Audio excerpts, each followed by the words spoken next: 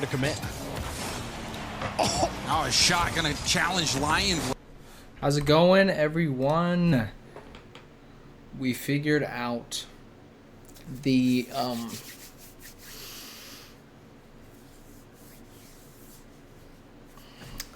camera, which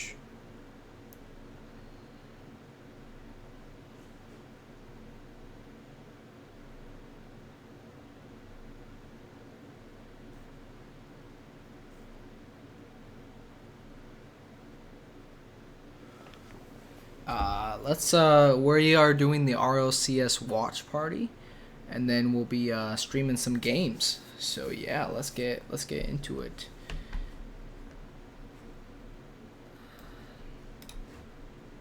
Out again. Cloud9. I am rooting for G2 to win this G2 one. on that attack. They're just looking really boost, but good. G2 right back on it. Okay. Backward pass Oh, to he Daniel. misses. Oh, miss from Lion Blaze. It's off the post. What? Again? No somehow kept out of net. No Roll way. panic on the goal line from Cloud9, but somehow they escape unscathed. I want to see that one again because Neil was in straight hope mode. It was hopium all day. He just backs up. He's got nothing in the tank. He hopes the ball just gets hit into him. It's not over, though. 0 seconds. G2 have the ball in the air. Daniel catch on the reset. He still got it. Dropped it behind the ball. We got OT in game 2. I guess that's why they're the #1 defense, Jorby. I guess so. They figure it out. Oh, man. #1 in North America in goals against. You put that against the most offensive team in North America, #1 in goals for. You get exactly what you got last time these two teams met in the playoffs. A lot of G2 hitting the bar. Lion Blaze getting a cheeky opportunity or two. But I'd love to find a way Daniel to takes force it. G2 to respect them a little bit here as Lion Blaze puts it out to the side. Atomic going quickly for the read. Percy's missing the ball. And Cloud9, they need to find consistent contact. Eventually, G2 are going to punish these whiffs. And you saw Beast Mode win that race into the corner, going for a double again. We've seen him hit a tight angle shot from that area before, and that one almost floating in, but Tennille there to get back just in time. Beast Mode trying to get this cleanly and does so. Up to the ceiling. It's another touch. Trying to make the play happen all on his own, but couldn't get it on that final stretch. You saw the ball get just too far away. Couldn't make the shot. And still can't find a way out. Daniel in possession, and Percy barely picking up the save. Lion Blaze lets that ball fall right into Beast Mode, giving a clear angle for Zanil, but he's boostless. Daniel will get the free touch. He'll go for the hard pass to Atomic. Cleanly down. Denied by Percy. Cloud9 every touch on defense. It goes right back to a G2 player. Have to find a way to secure the ball. They're trying to catch Daniel out from an aggressive position. Lion Blaze playing Atomic's touch. Oh. Nothing. You saw Zanil playing super back. Percy's back in his own box. No play. Oh. Atomic beat to that ball as well, but Daniel back in time. Beast Mode leaving it for Daniel. Big boom, G2 positioned for an attack. Daniel up to Beast Mode. Beast Mode going for the double, but Percy's there on low boost to make sure he can't get it. Atomic. G2 have dominated the blue third. Atomic back to Beast Mode on the foot reset pass. Daniel not gonna get a touch as Lion Blaze fell down and put it off his line. Percy just trying to keep it away from G2, but playing keep away is proving impossible in Beast Mode. Thought Zanil would be there. He ripped it off the post and missed the shot. Another chance that's so close for G2, but now we see C9 on the counterattack. Percy got the mid-boost spawn. Atomic cutting it off for Daniel. Daniel has enough boost to maybe get back to it, but bails out of the play and looks for a demo instead. Lion Blaze with a huge dunk on Beast Mode will put Cloud9 on the attack, and that's game for Cloud9! Such a good They're not gonna game. go down so easy in this series. Lion Blaze gets a massive 50. Atomic has no boost, too slow, gets kicked out of the way, opening the gates for Percy, and we got a series on our hands. Crazy. And that's exactly what Cloud9 loves to do. Turtle up on defense, and then if you have a player like Lion Blaze who is so talented and so intelligent at that first man position, it will generate a chance, and it did there. Lion Blaze winning that challenge against Beast Mode and then landing the bump as well. Lion Blaze broke through and got Cloud9 that game win. Huge play. I'll be honest, I don't know how many times G2 has been shut out by teams not named Gen G. Look at this. Oh my God, look at Zanil. He backs up and then flips back into it. He had like 12 boost. Sometimes it's better to be lucky than good. I mean, Zanil, you could see, he jumps. You see that? That's incredible that he jumps and he's waiting and he sees the hit off the post from Percy, and that had to be perfect for Cloud9, and it was. But then on the other side of the field, Jory, I think you worry a little bit for G2 when you've had Daniel be in these third-man shooting positions, which is what you want. He's a phenomenal shooter and finisher.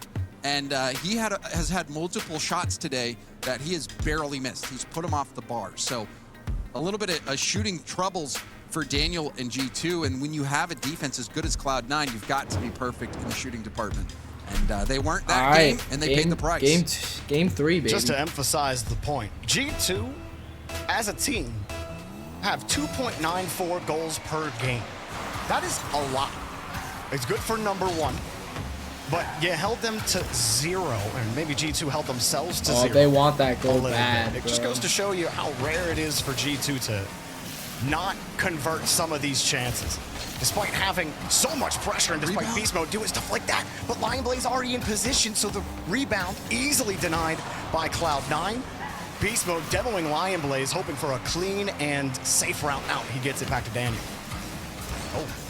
Okay, Atomic goes. Beast Mode. And Beast Mode up against Zanil, but Zanil wins that challenge as well. Beast Mode very rarely loses these races at the midfield, but he has multiple times. Cloud9's midfield game has stepped up. I think everyone was playing Atomic's touch or Atomic's 50 against Lion Blaze. Lion Blaze, he turned off, acted like he was going to play it hard, and then caught the ball to get it to Zanil. All of G2 had to make up a couple of steps. Gave Zanil just enough of an angle to break through the midfield line.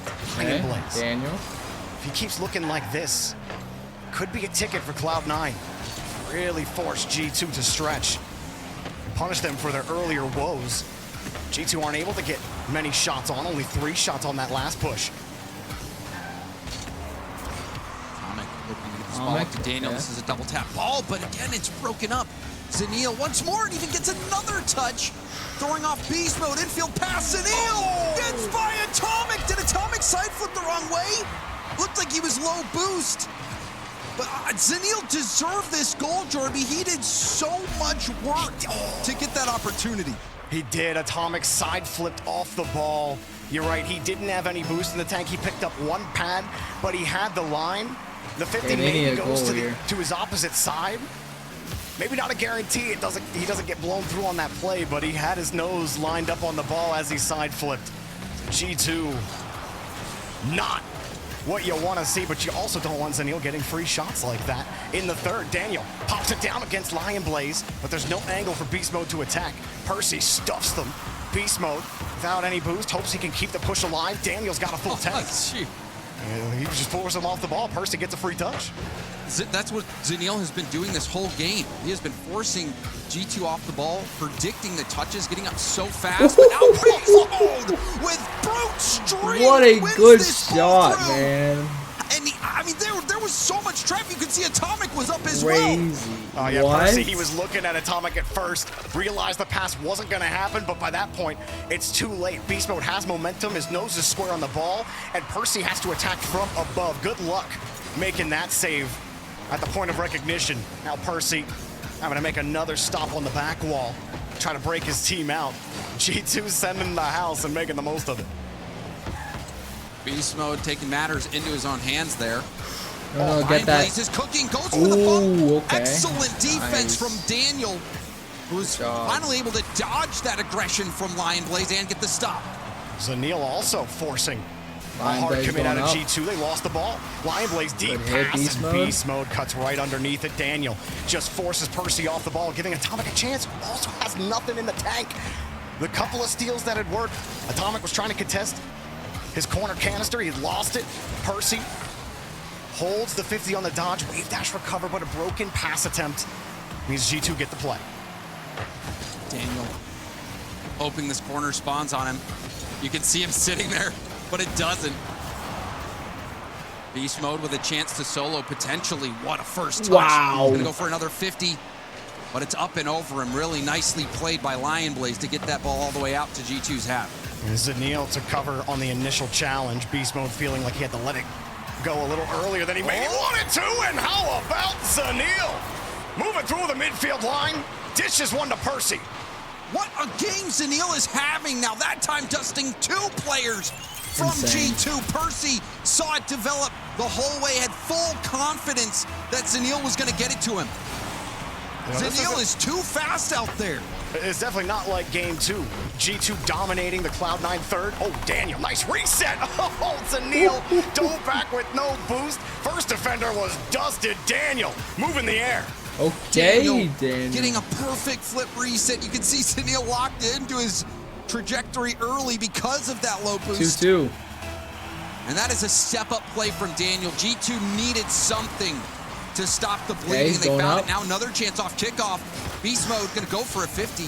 Okay, Atomic hits it. Popped up, Daniel. Keep possession, hoping to buy time for teammates to get boost. He does just that. Atomic stays in.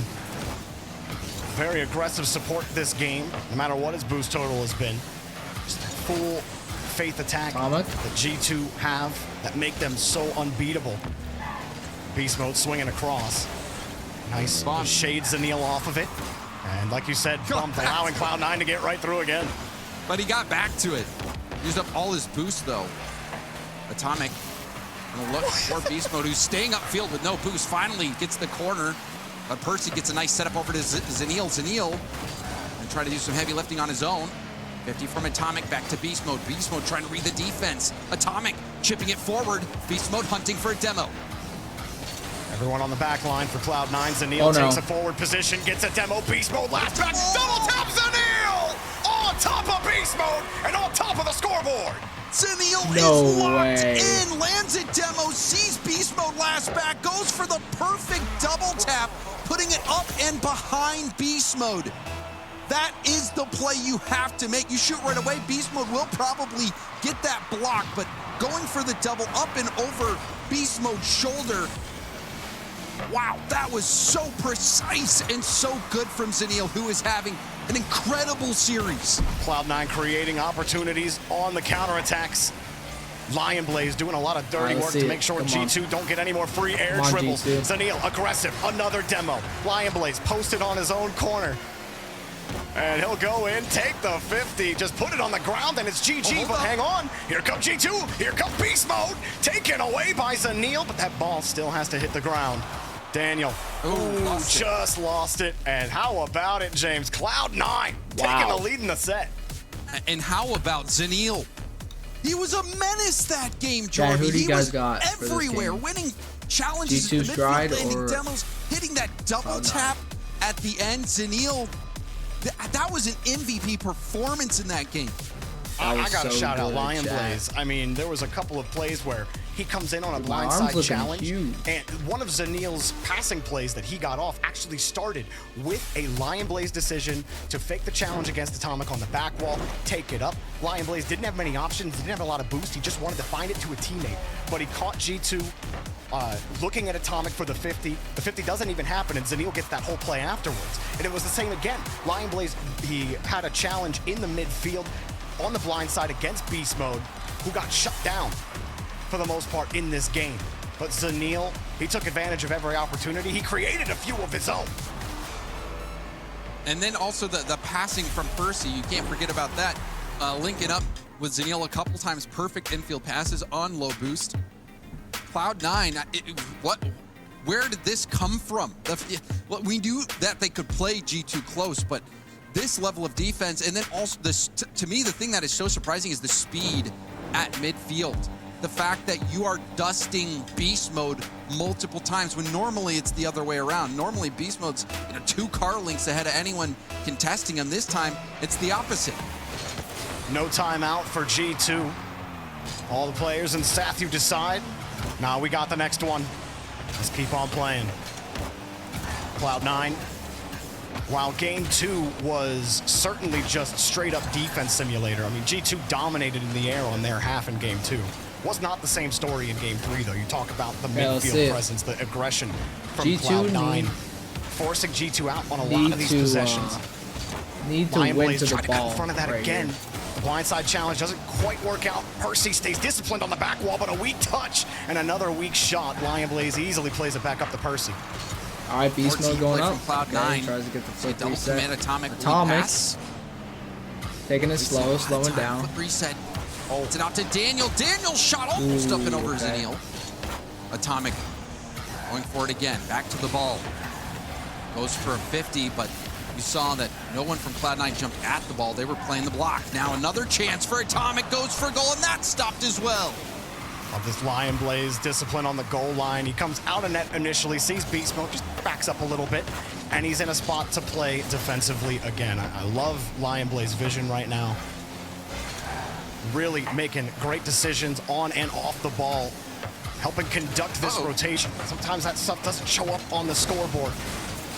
He is doing that work right now. Percy finds a way through. G2 just let it go and try to play it back. They want the free touch. Instead of Beast Mode, it'll be Daniel, but too heavy of a touch. And now Cloud9 take it again. Beast Mode's all the way down on the opposite side of the field, and you can see shot. Atomic low on boost as well. Great chance for Cloud9.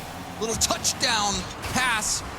And now in the rebound, it's Zeniel barely tipped up by Atomic. Another shot here for Cloud9. Percy goes for the double, sets it up, knocks it down. Cloud9 in the lead once more. He knows the right side is open. Zeniel planted it on Atomic's nose. He couldn't hang on to the ball. And Percy punishes the G2 defense. And you saw the struggle from G2. Beast Mode dove in on a challenge and was all the way on the opposite side of the field and got boost from Cloud9's corner. And had to take so long to rotate back that his teammates were stuck in net and could not get any boost of their own, and eventually Cloud9 cashed it in. Cloud9 trying to answer some questions of yesterday's performance. A lot of people just saying, M80, poor game. How did you lose to Cloud9? Look at Cloud9 right now. With a 1-goal lead, a chance to put G2 on not just single or even double match point, but triple match point. Lion Blaze looking for a clear out. And they are giving G2 everything they have. They're starting to struggle to get the clears. Lion Blaze, no boost. He needs Percy's help. He avoids the bump and gets by Daniel and gets the 50 out downfield. Huge play from Percy. It's going to streak across net as well. Come on. Daniel. Come on, G2. Back Pull to the something ball together. for reset. It was high, but Zeniel there to shut it down once more. It always feels like someone from Cloud9 is there. Whether you're going to the backboard, decide to take it low and go for the shot. Multiple players ready for it, and that's a miss on the goal line. Fortunately for G2, it kicked straight up, but G2 are not able to find many answers to this Cloud9 defense. Maybe a small opening, but Zeniel clears it out of the middle. Beast Mode, no boost, playing tight, but too fast for him to chase. Atomic also playing right behind Beast Mode. G2 still got the ball. They got all the midfield boost as well. All the fuel you could need. They're trying to find a way through, but Beast Mode, the pincher, Zeniel in the perfect spot for it, and he moves down the field. Atomic trying to bump him off the play. Successful to give it back to his team, but Percy finds his way to the ball. And Lion Blaze feeling Daniel, plays Beast Mode instead, and that's what I'm talking about. James, his vision, is it possible for G2 to figure out? Beast Mode, another shot, it's wide, and maybe the best shot he may have had because Lion Blaze was completely boost starved. Oh, G2's cooking, and that shot's blocked as well. Zeniel, zero boost save again, now off the ceiling. Trying to work back, I don't know if he intended to back pass that. Wow. But regardless, G2, ever since that Daniel double tap, had the boost advantage. We're starting to wear down that Cloud9 defense, but they just can't find answers. That shot high as well. Beast Mode out of boost, self-pass from Daniel, but Lion Blaze gets the stop. Cloud9 barely hanging on. Well, Beast Mode was running riot in game 1, and now G2 are getting chances. They have to do it on pace, in stride, which does make those shots a little more difficult, but let's be honest, G2 can absolutely hit those. They should be hitting those. They do hit those, but they're not. Against Cloud9, 20 seconds left, and Cloud9 have 3 game wins. Lion Blaze breaks free. Daniel desperately trying to buy time, but Lion Blaze still with control across. More boost stolen, more time wasted, more Percy in front of your box, more giveaways from Daniel as he's forced into a heavy touch. Zeniel tracks him with perfection, and James, he gets it downfield. Guess what? Cloud9 have 3 game wins. They may eliminate G2 in 5. hold up. Wait, he got saw it. that. Now it's going to be over shortly. Wow. That was disastrous from G2. Yeah, on that final play, they team bump each other off the ball. And there's been no answers to this Cloud9 defense. And now you see the timeout come from G2, which maybe, yeah, you know, I was a bit surprised not to see it called after last game. Cloud9 shutting out G2. And Jorby, you asked the question. Was M80 just playing poorly, or is Cloud9 that good? I think we've got our answer. I think we have our answer. The defense, the physicality. Zaniel So at the good, forefront man. of that physicality. So I know impressed, G2's again, not with gonna. Lion Blaze's They should vision. And call a Percy, timeout here. I thought the main thing for Percy yesterday They should against definitely call a M80, timeout. James, was that just like it felt inconsistent on his touches. Some heavy touches here, give up possession there. And you think if he just cleans those up, C9 might even be more consistent in the midfield. That's exactly what they got. Exactly. You see the Mobile One high performance replay, the clean double tap from Percy. And then these plays there, Zaniel, he's got no boost, but he is reading the minds of G2. Yeah, they should have. He They knows should what call a they're going to do timeout here. before they do it. He's there waiting for to the figure ball, out and the something. ball finds its way to him. Zaniel, fantastic series. Percy diamond up Zaniel a couple times as well. Lion Blaze landing some key bumps, All right, and chat, Demos being while they're an excellent on first man, timeout. especially at the beginning. How you guys doing?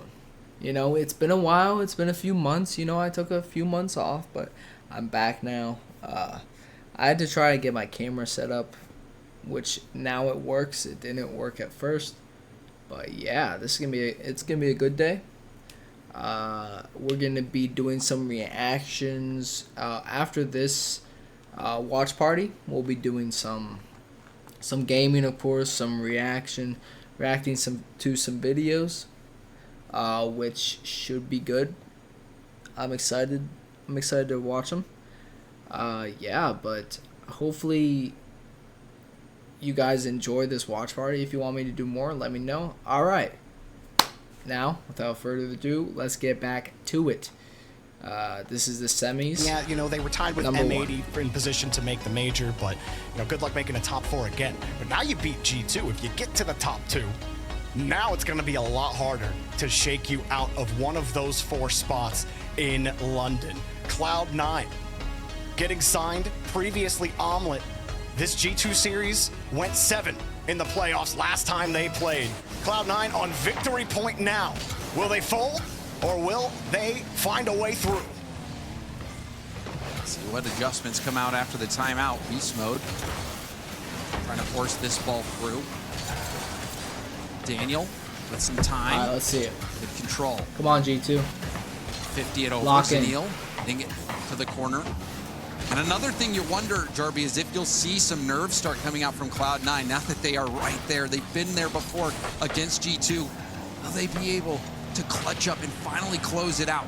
It's one thing to be on match point, another thing entirely to close out a series, especially against a team like G2. We do find out quickly what kind of team you are based on how you perform on that victory point. Oh, Lion shoot. Blaze finding a cheap pass to Percy, and cheap always feels great when you get that bang for your buck. Lion Blaze, he's a heat-seeking missile. Beast mode, you've got to check that rear view mirror, and if you do, chances are you'll see Lion Blaze coming. That time, no time to react, and we've got another lead for Cloud9. Will they be able to do it? It really has been the adjustment, hasn't it? After game 1, Lion Blaze free goal maybe? to have an eye on beast mode wherever he is. Atomic trying to find his way to beast mode. Beast mode, he's jumping from low boost. He's jumping from behind. He'll stay as an option downfield, but again, no boost. And both angles covered. Zaniel on the right with Lion Blaze on the left, and he's just holding on to the ball. Beast mode's hoping he coughs it up, but Lion Blaze not as healthy as can be. Beast mode hopping on an aggressive play there. Second to third man pass, and G2 break out. Beast mode will keep this on his own, trying to make a fast play, hope for a rebound chance for his teammate. There's a demo, Zaniel taking Daniel out. Poor Daniel getting demoed again. Oh, and Atomic missed the corner boost steal. Will get the other one. That could have been much worse for G2. Another boomer. That's going to be tough. Beast mode somehow gets a productive touch to Daniel. Atomic now winning touches. I was shocked that the hard play worked there, but it shows you if you can just win that 50 like Beast Mode did, all of a sudden you have a play, despite there being a defender right there. And Daniel had some space created by Beast Mode, shooting from the side wall and missing off the post. We did see Beast Mode land that demo. Zaniel up at the midfield. Beast Mode. They gotta convert those, right? Like, G2 are not shooting well at all, James. Are they not shooting well, or is Cloud9 just blocking every shot? It's a little bit of both, but I mean, Daniel it is a little column A, a little column B. For sure. Daniel's been struggling with his shooting accuracy since the beginning of this series.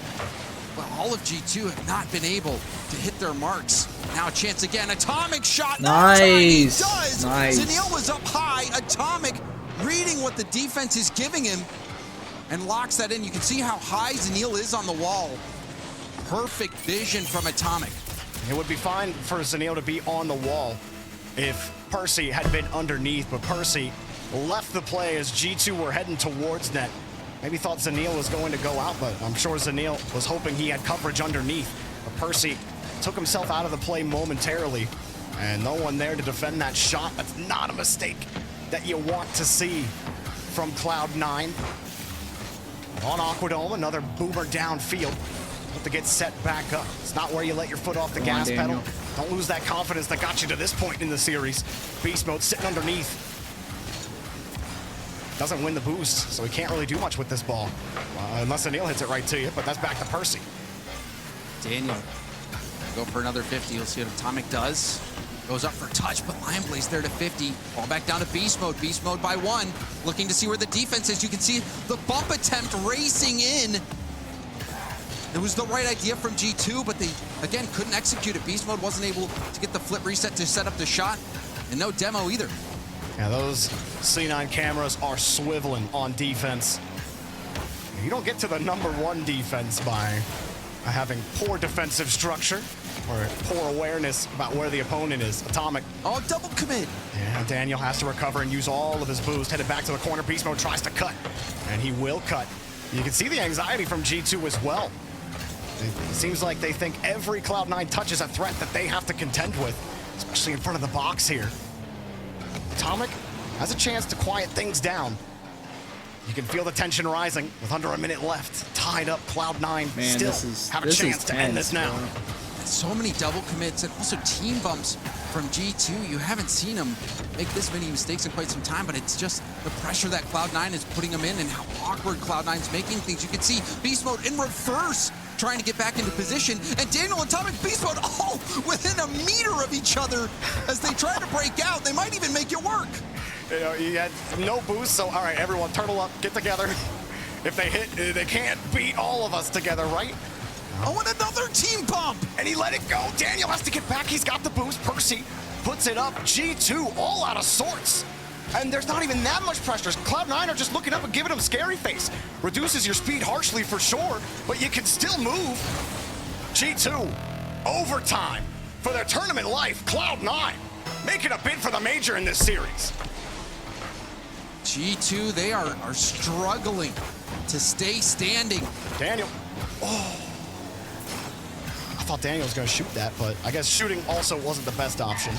Tried to play it underneath between two defenders, but that's the thing, James. The layers have been there for Cloud9. You try to split two, the third one pops out right between. Zaniel uncomfortable, makes a great touch. Atomic has to dive in, and guess who's there? Lion Blaze, but he's got no boost, and Daniel has the ball. He has no support. Oh, he needed it. Beast Mode coming in, but Percy, unbeatable on the back line. Cloud9, another huge stop, but G2 keep going. Down and in. Atomic is the hero for G2 in Game 5. Oh, Zaniel, he's looking at Beast Mode, and then he looks at Percy, and he never sees Atomic coming on the left side of his screen. He starts driving up as if Percy's gonna play the ball, and then Atomic comes in at supersonic and top bins the ball over the top of his head.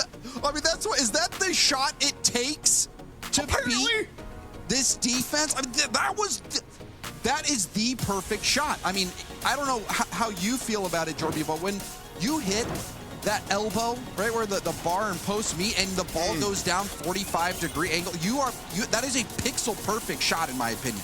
Yeah, no, I absolutely agree with you, James. And it feels great to hit as well. Atomic and on zero boost as well. He had zero. Right on his corner. You hit that upper 90? Come on, man. That's so good. Look at that. Oh. Atomic stepped up. Both goals coming from Atomic. And this game was not a clean game from G2 by any means either. You saw how many times they were double committing in the same spot, uncomfortable, multiple team bumps again in this game. G2, they need to thank Atomic for keeping them in this one. And now this is a huge opportunity for a big swing for Cloud9. A bit surprising even that you don't even see a timeout come out from Cloud9 in that situation. Just because you have an opportunity to close it out here in Game 6. G2 gets a little bit of momentum, but I mean, maybe they just want to get back into it because overall, Jorby, Atomic had to pull one out of the hat to get G2 that win. He did. It didn't look like G2 had anything. He made a desperate situation into a favorable situation. And now all eyes are on Cloud9. You mentioned the timeout, and I agree with you.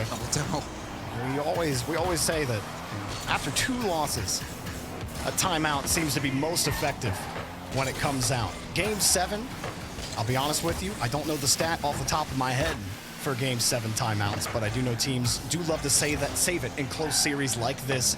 If they do force Game 7, you try to ice them up. Atomic back to beast mode.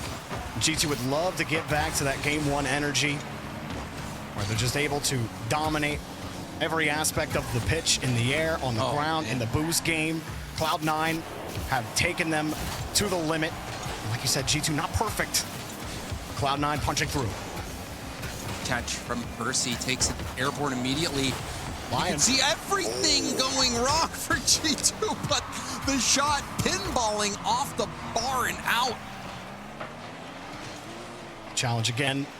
Buys some time, but it gives Beast Mode the ball, and they simply are not going to let Beast Mode have fun for free. However, Beast Mode, he's got the money. Let's go. Takes it to the bank. Good goal. Thank you, Atomic. Once again, Beast Mode gets it up and over one. Lionblaze saves it, but saves it off his crossbar. And Atomic, right now, if you're G2, you're hoping it's Atomic that is in that shooting position because he is starting to heat up. It's a scary spot now for Cloud9. You have not had a ton of success since taking G2 to match point. And they're coming back with a force. Like G2 often do. Beast Mode doesn't get that corner boost, but does he even need it? I'll just drop it. It's a tough decision. I mean, it's booster ball right there, Jorby. If he goes for boost there, he's not going to be able to keep that play on the ball, and he missed Beast Mode. A rare misread from Beast Mode, and it's a goal for Cloud9. And it would have been okay because Atomic was right underneath it, but guess who's there to take him out of the play? Zaniel. Man. The physical game. They take advantage of a mistouch. You take out the 1-1. second layer. And you've got yourself a game-tying goal. That has to electrify the Cloud9 half. Maybe you're starting to worry a bit if you're Cloud9. You've been to Game 7 before. Daniel's zero boost still clears it out to the side. Come on. For Cloud9, they've gone the distance before G2 with needs G2. to lock in. I don't think they want to go to Game 7 again. It didn't end well for them last time. Zaniel playing the ball quickly on Atomic. Lionblaze playing deep. He's got space. How does he use it? Beats the first defender or attacker. Beats everybody. Zaniel gets a clear out downfield. Only 25 for Lion, but he gets a free touch. The shot weak. Daniel sitting on the wall. And I do think Lionblaze maybe guessed Daniel was on that wall. Didn't get the low power that he was looking for. Beast Mode will hold for now. Atomic having to avoid Lionblaze on the attempted bump. And that took him slightly off his line. Daniel's rotated back. It's okay right now for G2. Cloud9 are handing answers to G2 on each of their 50s. They respond with a demo or a bump or a boost steal. Daniel trying to get across. Lionblaze will have the free touch. He has to buy time, maybe create a moment for Percy. Weak shot, Beast Mode has it. Well handled from G2 to not panic. Beast Mode taking his time, getting there, letting Atomic stay on the goal line and wait. G2, we know they have the ability to answer the call under pressure. You say the same thing for Cloud9. They're starting to hold on to the ball in the midfield. Lion Blaze harassing everybody, and Atomic avoids the attack. Unfortunately, when all you do are avoid attacks, well, the other team will just get to win eventually. Percy had that slap off the post on the attempted save, and Lion Blaze ready for it. So many people on zero there. And Atomic, when he's low on boost, had to use so much time trying to drive around the aggression that it made things awkward on defense. Lion Blaze being such a nightmare. And now G2 are trailing once more, and they could be eliminated if they can't score in this next 1 minute, 20 seconds. Oh, Atomic, a slight pre-jump, and he couldn't get there. Beast Mode steals the boost, but Lion Blaze is fully up, and he's got the touch. He missed the ball, actually. Free ball for Daniel! Yes, Tie nice. game! Good job, G2. Good job. It was a 2-2 layup for him, and he's thankful for that. Looked like Lion Blaze might have gotten elbowed a bit, and then Daniel reads that 50, Crazy. sees the defense coming in. They full panic challenge, and Daniel, cool, calm, collected, picks his corner, and now we see a kickoff threat come out from G2. Beats, what an angle that would have been. That would have been nasty for sure, but it doesn't go in, and Cloud9 can take a quick breath. Percy actually forces 2 to commit. Lion Blaze, no touch. Maybe didn't like it. You did have 3 G2 players bunched up in the corner there. Instead, let them boom it out. Now Cloud9 get to play with the ball on defense. Daniel deletes Lion Blaze, but it chips over. Atomic has to waste a little bit of time getting back to this ball. And the rest of his boost, Daniel dropping from disadvantage, and he'll just hold for as long as possible. Good job from Percy to not let Daniel dunk that over him. Drive center on the ball, but Daniel's got possession again. And low on the 50, he plays another touch. Weak shot. Percy and Lion Blaze double commit. Lion Blaze falls back on the ball, and Beast Mode can't get a clean shot. Daniel has to hit this out. Only a small pad, picking up small pads as he retreats. Chance for Atomic. Hard boom, but it's well read by Zaniel, who launches it back to G2's half. Cloud9 are not relenting against G2 after they tied the game. They are pushing as hard as they can. Beast Mode pre-jumping, and he ain't gonna get nothing.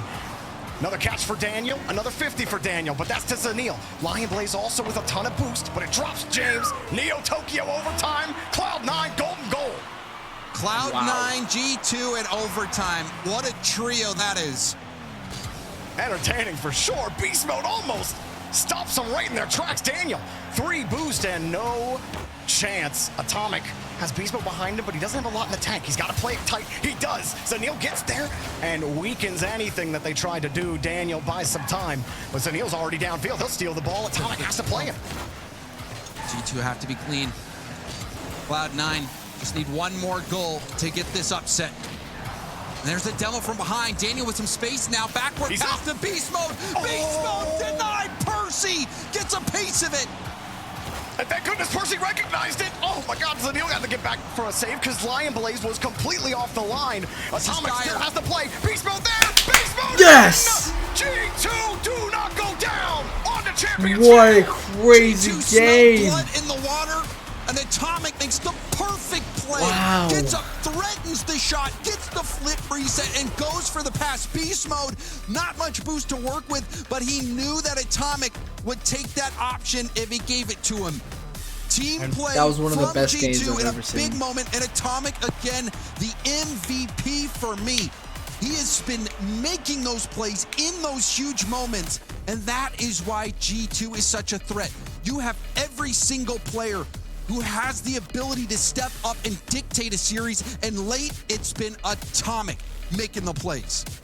Cloud9 do use their timeout. Both timeouts expunged, and now for Cloud9, James, facing the G2 threat on offense, obviously you're gonna have your hands full on the get-go.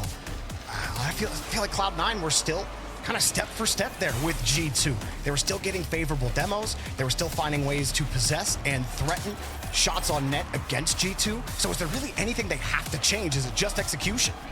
It is just the way the cookie crumbles. It feels like Cloud9 and G2, there's been almost nothing separating them. It's been such a close game, and it's coming down to who is landing that demo, who is actually executing that flip reset in the 10th moment.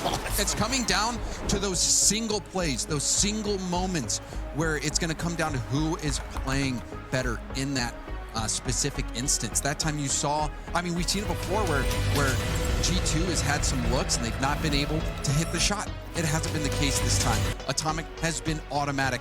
And then Daniel also able to pick his spots.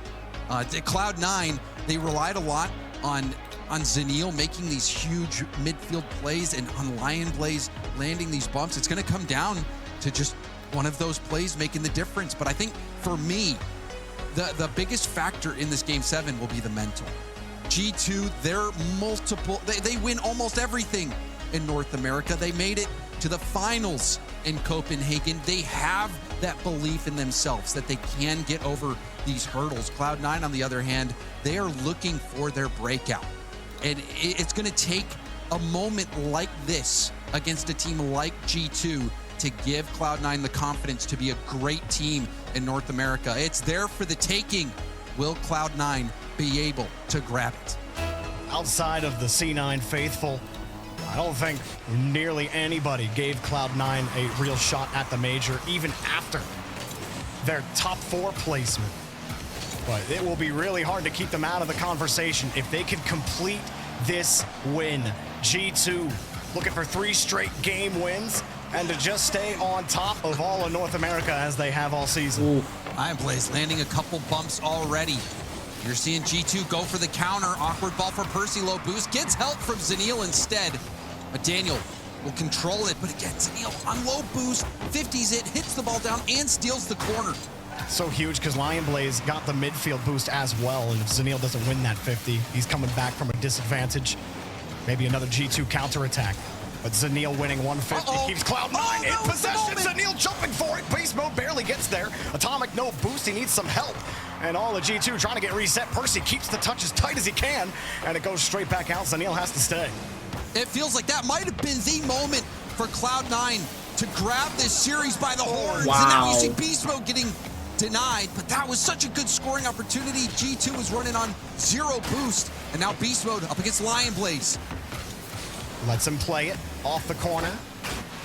Don't have to be aggressive in the corner. Let him play that into you. Zeniel forces the 50 against Beast mode. Daniel trying to catch it out. A demo opens up space. Lion Blaze can't shake it across. And Beast mode and Daniel getting tied up together. Cloud9 can keep going. Percy won't get a free touch. G2 meet him at the punch in the 3rd. You must be feeling the nerves. Now a musty up and over 1, but Zeniel has been so solid coming from behind, getting those saves as last man, and does it once more for Cloud9. And he got a challenge to give Percy a chance, but Cloud9 are looking for some kind of possession. Percy may find it here. Shades to Zeniel. Back to Lion Blaze, and you saw the pass. He was lining it up to Percy. G2 cut it down. Daniel wins that corner boost fight. Now it's going to be all up to Lion Blaze. Lion Blaze. And it should get around 1, and the lovely 50 will send it all the way across to the other side of the field. Beast mode back to the corners. Zeniel's going to trust Lion Blaze to get there. But Lion Blaze had to come from far away. A pre-jumping Daniel. Double commit. Atomic still scores it. Atomic is operating at a completely different level. Oh, double the commit, James. Double the fun. Atomic going nuclear in this lobby. That's insane. Wow. Beast mode, if he's not getting it done, if Daniel ain't getting it done, I guess Atomic is gonna have to put the team on his back a little bit. G2.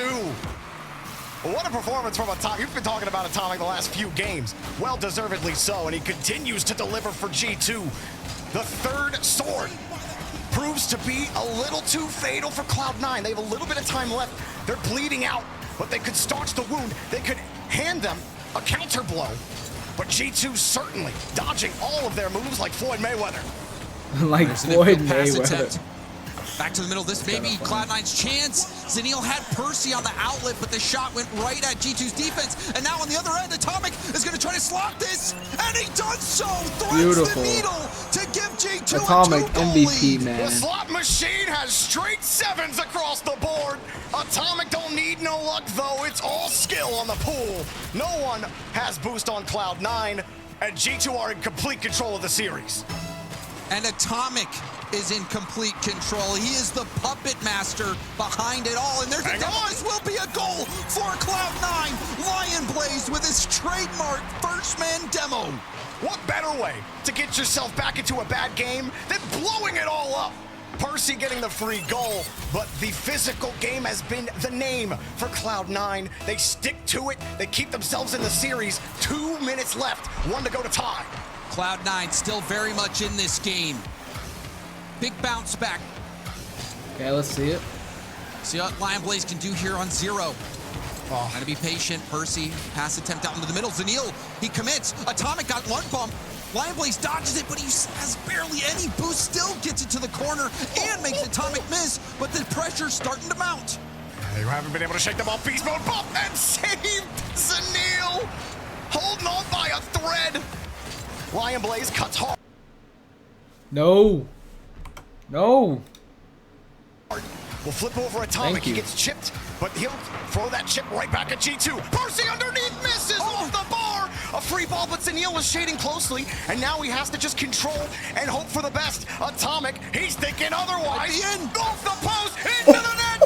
Fluxia guns Atomic, 3 goals. Hat trick. Throw Oh those my toppers out on the goodness. field. We've got a hat trick for Atomic. Atomic taking matters into his own hands, getting the job done. That challenge was G2 looked down and out. phenomenal. It was Atomic who stood up and picked up his teammates and has brought them to this point. Beast mode off the ceiling, and the reset denied. No rebound for G2. Percy lobs it back to Zanil. And if they can score, no, the ball bounces back into his nose. He tries to play it away, hoping Cloud9 can get control of the ball.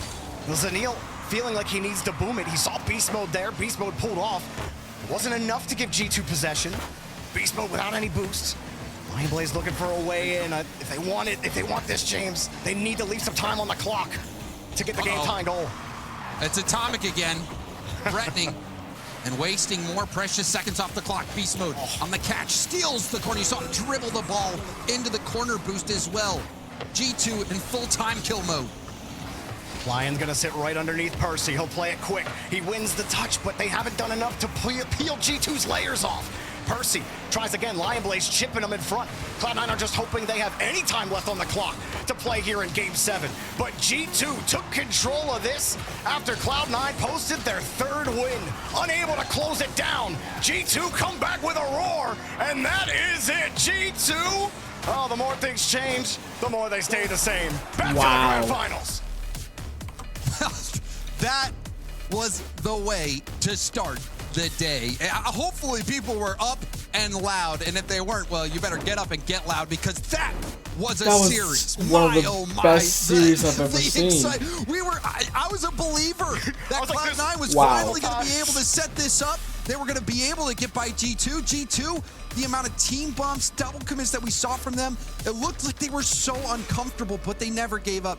And to me, you have to give so much credit to Atomic. Atomic had a lights out series, and when you talk about clutch moments, clutch goals, clutch players, you have to think of Atomic in this series. He was phenomenal. He was so good. That's why they've stayed on top in North America, because it's not enough if Daniel has a bad day. It's not enough if Beast Mode has a couple of bad games. Because you also have to consider Atomic. He might pop off in that moment. And even a bad Beast Mode or Daniel is still going to be really difficult to beat, James. Oh my goodness. This was a game from Atomic. And this will be one that'll be fun to go back and rewatch, because there were times in this series, Jorby, where you felt like there was no hope for G2. Yeah, G2 really looked like this was a game. If they were going to lose in the semifinals, that performance mid-series looked like it might have been it. But G2, too strong. And now we will have a new grand finalist. Can they take on G2? We have OG versus SSG coming up after the break. Don't go anywhere. All right, we're gonna have a little break, so we're gonna react to. We could get one video in probably. Let's see.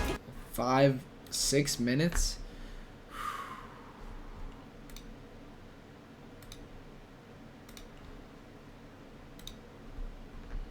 Six minutes. All right. Let's see. Wait.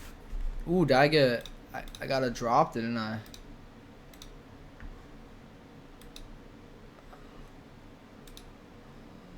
Okay, let's see here.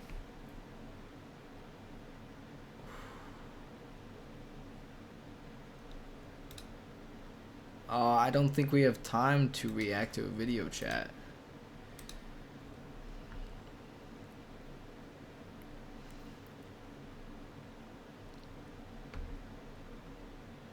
There are a few videos that I do want to react to, but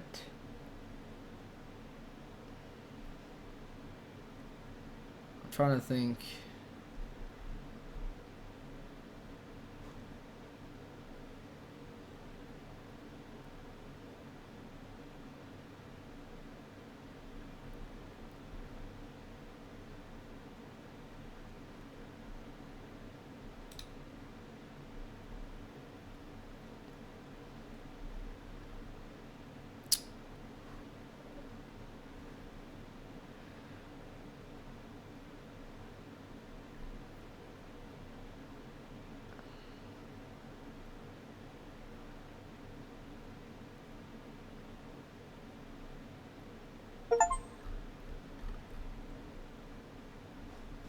Yeah, I don't think we can react to any video.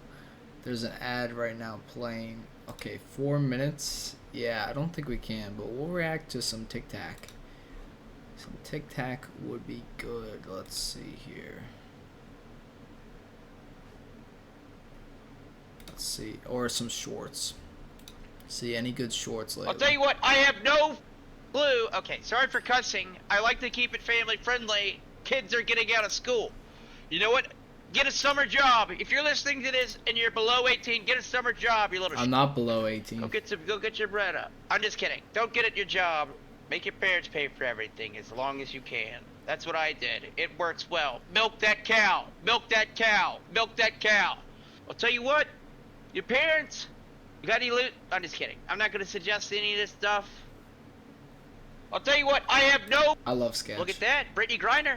Great setup there. I'm just kidding. She's back home, safe and sound. Great lady, I hear.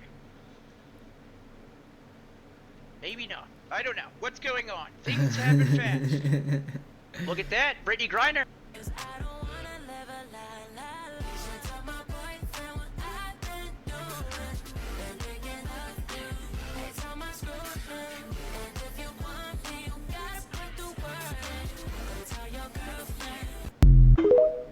Click your right stick down. Click your right. Click. Okay, just like that, but do it at the window. Do it at the window. Punch it again, and then click A.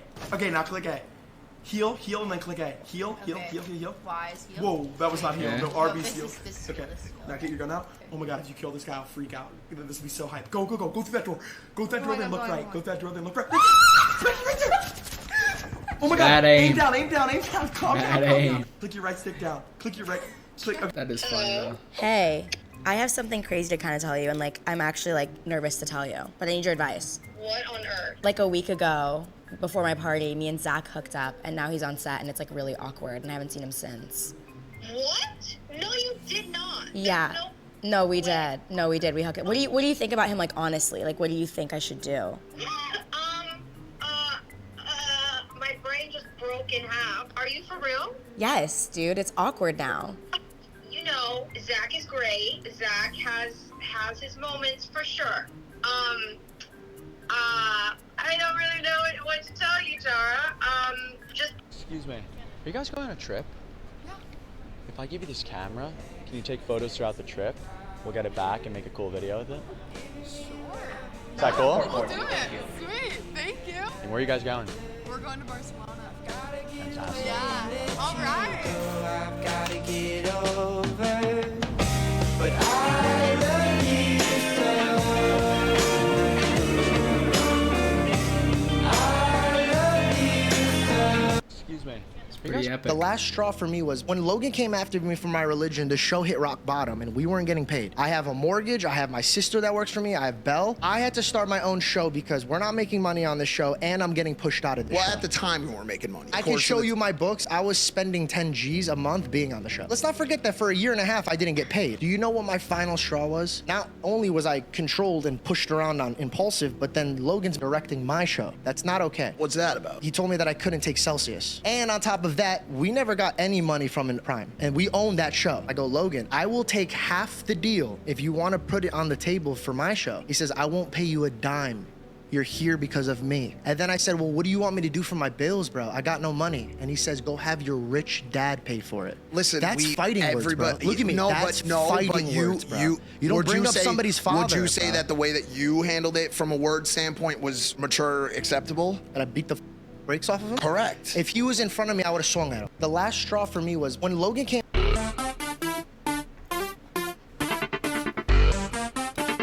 Oh. We're back.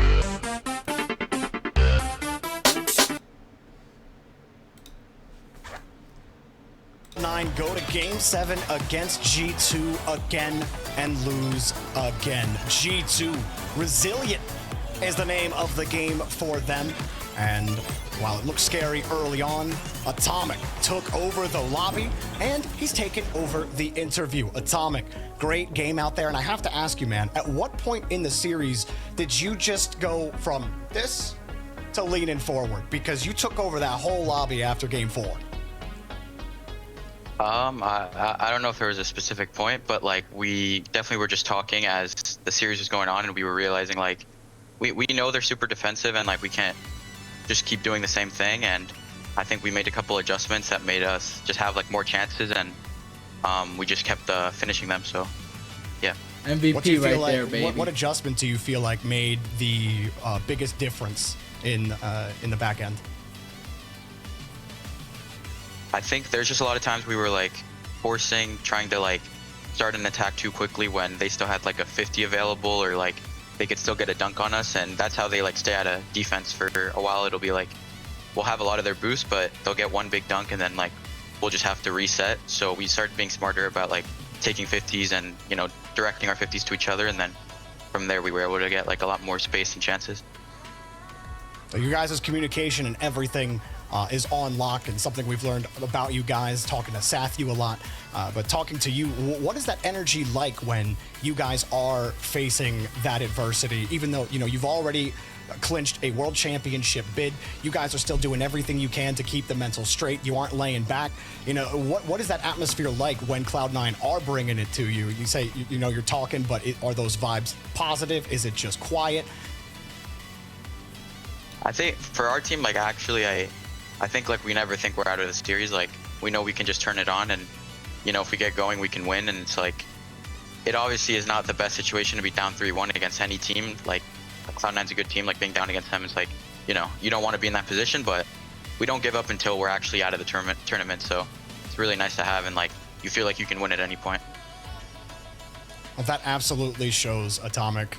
You know, you and your team, you guys have shown that consistency, and you've looked great about it. But what's been your favorite part of playing with your teammates? Like, what is your favorite part of either Beast Mode or Daniel, or both of them? I mean, they're both like hilarious. So like, I mean, practicing every day is just like super fun, and there's always like funny things that Daniel and Beast say. But also just on the field, like they can do some of the most ridiculous things, and like at any point we can score. It's like at any point we can make a save. That's what makes like us have that mentality that like we're never out and we can beat anyone at any point. You able to leak any funny things that Beast Mode says? I feel like he's always so soft-spoken and professional. Like, does he have any? He's got a wild side at all? He's got a wild side, but I don't know if I can share the things he says. Okay, fair enough. We'll keep it quiet for you, Atomic. Well, thanks for meeting us here on the interview. Congratulations on another grand final in this regional open, Atomic. We'll see you in Grands, man. Thank you. In the 7 matches Cloud9 played in this event, they went to Champions Field in 4 of them. They did not get swept or sweep a single time. It was a battle of attrition for the boys in blue. All the way to Champions Field, you thought there was a moment there where all of us started to believe this really was going to happen, but I feel like it can be best summed up, Gibbs, by what you said in the green room as we're watching overtime in Game 6. You said, even if you gave it to me right now, I'm still picking G2 to win the whole event. When they're 1 goal away from being eliminated, that was how confident you were G2 was going to be able to bounce back. Yeah, that's just how good they are, and obviously Cloud9, you have to give respect to them. Obviously, going up to the Copenhagen major qualifiers, it was Omelette versus G2. That also went to Champions Field, but I thought that was more of like a fluke. G2 wasn't shooting that well, and the defense of Cloud9 can't hold that forever. Well, they did it again here. G2, early on in the series, did not shoot well. A lot of crossbars, a lot of post shots, but they finally figured out, even Game 5 overtime, while that was happening, I was like, Cloud9, you got to close it out here. You can't give any momentum to G2, the best team in North America, or maybe Gen G. We'll decide later. But it was so incredibly close. G2, though, the offensive pressure, you would expect that to break Cloud9 at some point. It really didn't until the final game. It was 11.1 shots per game for G2. Cloud9 had 5.9. So it was like G2's offense was all over the field. That's how Cloud9 plays, but you don't expect to win a series being outshot that much, James. Yeah, but for me, the story of that series was Atomic. I think Atomic, in that key moment where G2 started to turn around, was because Atomic started to hit those shots and hit some big shots and some huge moments. So I think, like he said in his interview, all of G2 has confidence because they know that any single one of them has the ability to hit that level. What Atomic just did, we know Beast Mode and Daniel can do the same, and it seems like when the pressure is tough, especially in these regional online qualifiers, somebody does it. Somebody steps up. They always get to the finals. It's inevitable. Quite literally, there have been 6 grand finals between the North American qualifiers and the Copenhagen Major so far this season that G2 could have been a part of. They have been in every single one of them.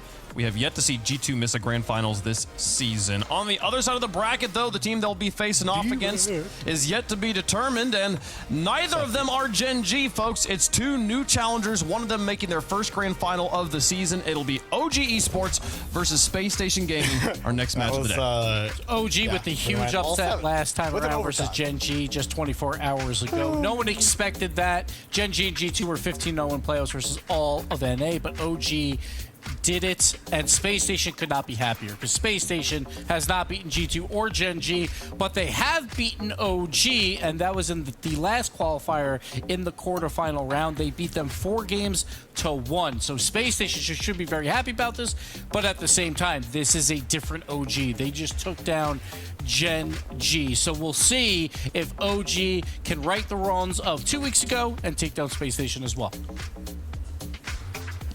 I mean, both these teams with something to prove here. When I look at OG, I think that this is the team that we've been thinking about, James, that's like kind of like consistently good enough to be top 4, not good enough to be anything else. SSG has been the team that has been the de facto number 3 team in the region, but they always end up running into Gen G or G2. For the first time this season, it looks like they're not going to play them a single time until the finals here. They now got to get past OG. This would be so important for them if they can make it their first grand finals. Oh, and just looking ahead to London, this is such a big moment. And even in that World Championship race, like this is huge for both of these teams to be able to get those extra points, especially when you have that unpredictability and maybe the bad luck that you've had with Space Station getting really difficult quarterfinal matchups. There's no guarantee you don't hit a G2 or a Gen G in these next quarterfinals, and they end a run early. So this is such an important series and really a must-win one if you're looking ahead to London. So this, we saw how good OG played yesterday. We saw them clutch up even in the first online qualifiers for the major, where they looked like they were going to get swept out of Swiss. They reverse sweep the Swiss, completely turned it around. So we know that OG has that clutch factor. Will Space Station be able to step up in this big moment?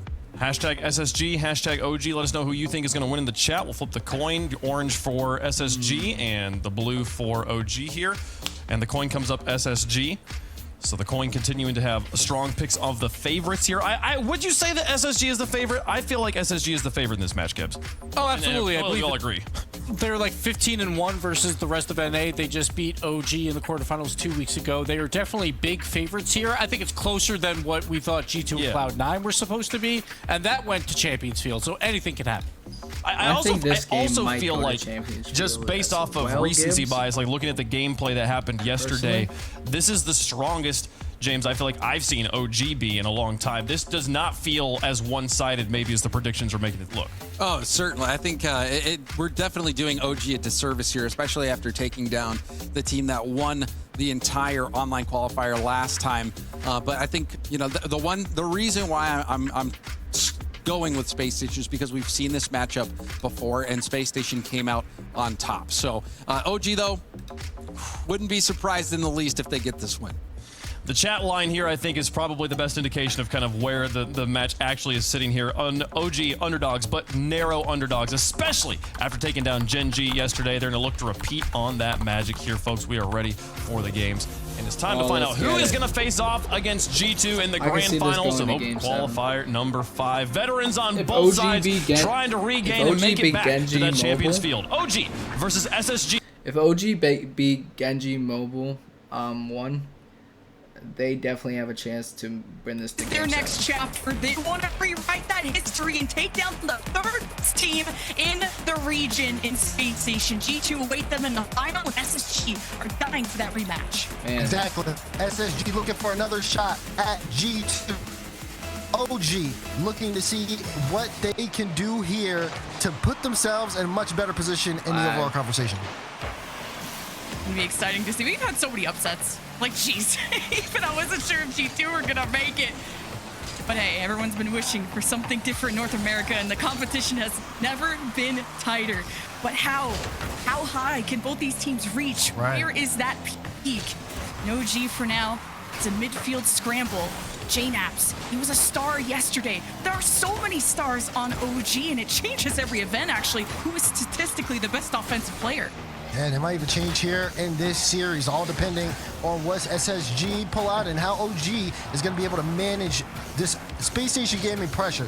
Right now it's Calm with the ball. Noise pre-jumped this pass out and almost was able to connect on that. And you see Chicago just able to get good follow-up touches. Chicago and Hoxer especially this weekend have looked really solid. LJ has been doing a good job of controlling things on the back end. Not the best touch there, so JNaps is going to let this one fall before coming in and trying to recollect the ball. But you got to keep eyes out for everybody on the field. As Nav goes for the bump, and LJ came through, a hero on defense.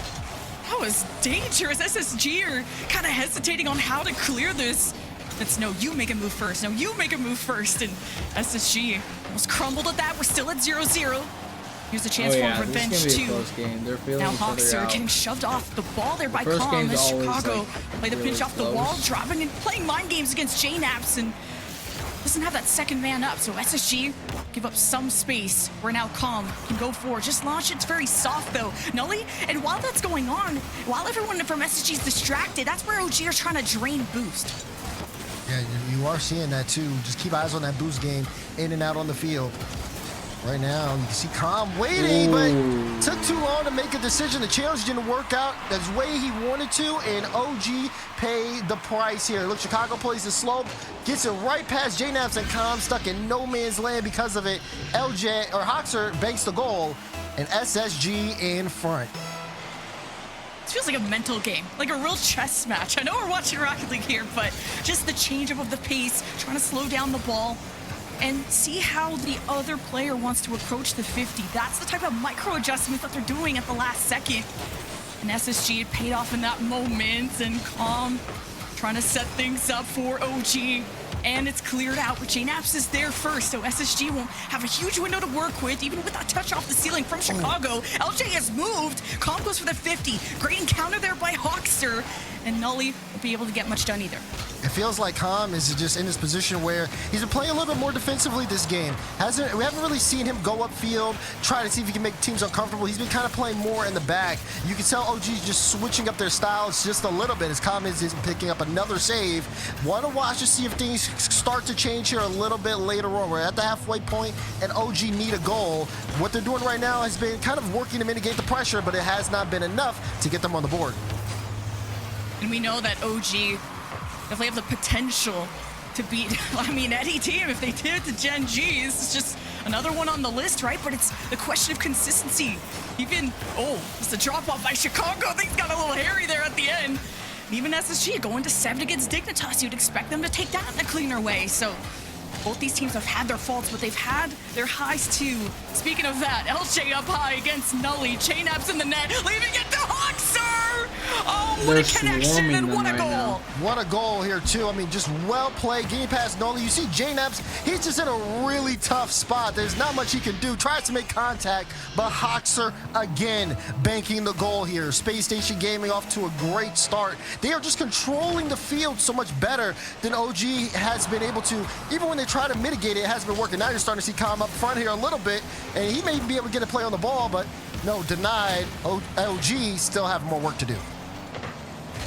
Calm taking boost, being a bully. We know that OG are a bit more of a physical team than SSG, and we'll see if that's a factor. I'm seeing people getting shoved in the corner too again and causing collisions. SSG double commit, giving the ball back to OG. J-Naps at least plays off that 50 there, but now it's given over to LJ, running out of boost, and this slowly goes away from him. But now this goes towards the net. What? That's awful. You see LJ go up here again, and Khan trying to get the challenge, but LJ actually plays it low, doesn't dodge into the ball until he touches the ground. That helps the ball kind of get that pinch bounce, and you see defense again caught out on the side of OG. Down by 3 now, a minute to go. Couple of demos off the start. LJ still with the ball. SSG still in front as they are showing no signs of letting this game go. But what we appreciate about OG is the game plan. Maybe this Hoxer double G. Chicago's there to clean it up at the end of the day. And what a statement out of SSG to lead this game 1-4. And that game plan of OG. Let's flip to the next page. That was beautiful. Great double there from Hoxer. Good on LJ. It was a great pop-up from LJ to set him up when LJ was in the midfield. Follow-up was clean. It just feels like that comfortability for Space Station Gaming is there. This is something we wanted to see earlier on against Dignitas yesterday, but we didn't necessarily get too much of it. It was a little bit uncomfortable on the side of Space Station Gaming, but you can see that they've picked up on that. They're sitting here on Championship Sunday, and they're showing that they mean business. That one is probably the only air touch we've seen. The Hawks are perfectly there to make a touch out. Demo in the back end, and LJ, if he had a little bit more boost, maybe he comes up with a goal here. Chicago will put the shot on, and Noli will make the save, but 4-goal game to start the series, big here for SSG. And yeah, this one, yeah, we should start looking at Forbidden Temple now, because this one's over. Yeah, that is relentless out of SSG. 9 shots to 2, and they make it look easy. I think OG have been trying to start with that step 1, box SSG in their half, take some boost, and just play off the ball and see what they can set up. And SSG haven't really let themselves get trapped in that moment. They're able to leave their half quite easily. Yeah, they get out of their half well, but they also even just are able to move around the field despite being pressured by OG. A couple of good demos coming out from OG, but they didn't amount to too much. So even with Khan, he hit those 3, but he started off the game not getting those. Those happened kind of in the later minutes, and they led to a little bit of space. But as we take a look at the movement, what happened from this replay, SSG took full advantage of the smallest amount of space they were given. LJ pops this one up. Hoxer wastes no time getting into the air. Again, LJ starting to play multiple times throughout this. Ends up getting a goal for a dunk, and then Hoxer, LJ sets up for the double. He almost was able to score that. That could have been a top play of the day, but Chicago will be. Here we go. 4-0 SSG, and they are looking good. They're looking good. Yeah, and from my experience of watching SSG, they always have strong starts, but it's how the series progresses from there on out and how they change things up when their opponents start adjusting to them. So that's what you got to watch out for with OG, how they adapt to their opponents, because they feel like chameleons. They study their opponents so well, and that's why OG can take down teams that you wouldn't expect them to sometimes. Yeah, expecting a playstyle change here for OG. Not exactly what went well with the game plan. Is that it? It is off the kickoff challenge there from Noli, bar down and in, and it's not a play style change, but it is a little bit aggressive. Noli, what a challenge, and OG get one in the first 4 seconds. They're trying things off the kickoff. I mean, even last game, they tried for some early demos, even one that had 2, and SSG were on the back foot, but it's hard to shake up a team like SSG, and what a start to break the dry streak, but here's LJ for the pinch, but comes ready off the backboard, so LJ will be off to the side as Chicago couldn't win that 50. Some space for OG to progress, to put on the press as Hoxer won't let this touch the post, but Nully, think she the just win wanted in the to run. midfield. See if they can keep SSG in that half, but now that win with Hawkster gives a chance for SSG to keep OG on lock, and that's getting a little hectic. A little bit of ball chasing for OG, trying to keep up with SSG. LJ, that touch got so far away from him. He went on the ceiling, but he's not going to be able to do much with that. He takes boosts as he gets his way out, but look at that from Chicago. Even though he's playing a little bit back there, still able to get a good touch to keep it in. LJ hasn't left the blue half yet. Now he's able to get there in time. He's boost starved them by taking both corners, and now you can see OG kind of put in a little bit of a tough spot. It's good on Khan to be able to get that clearance because it gives him time, but OG have to be careful because LJ is already a great player on ball, but if he starts to be able to set himself up with opportunities off ball, could lead to some issues here. OG's lead is 1 goal, but it's very fragile. It can change that in an instant as Khan tries to set up a goal scoring opportunity.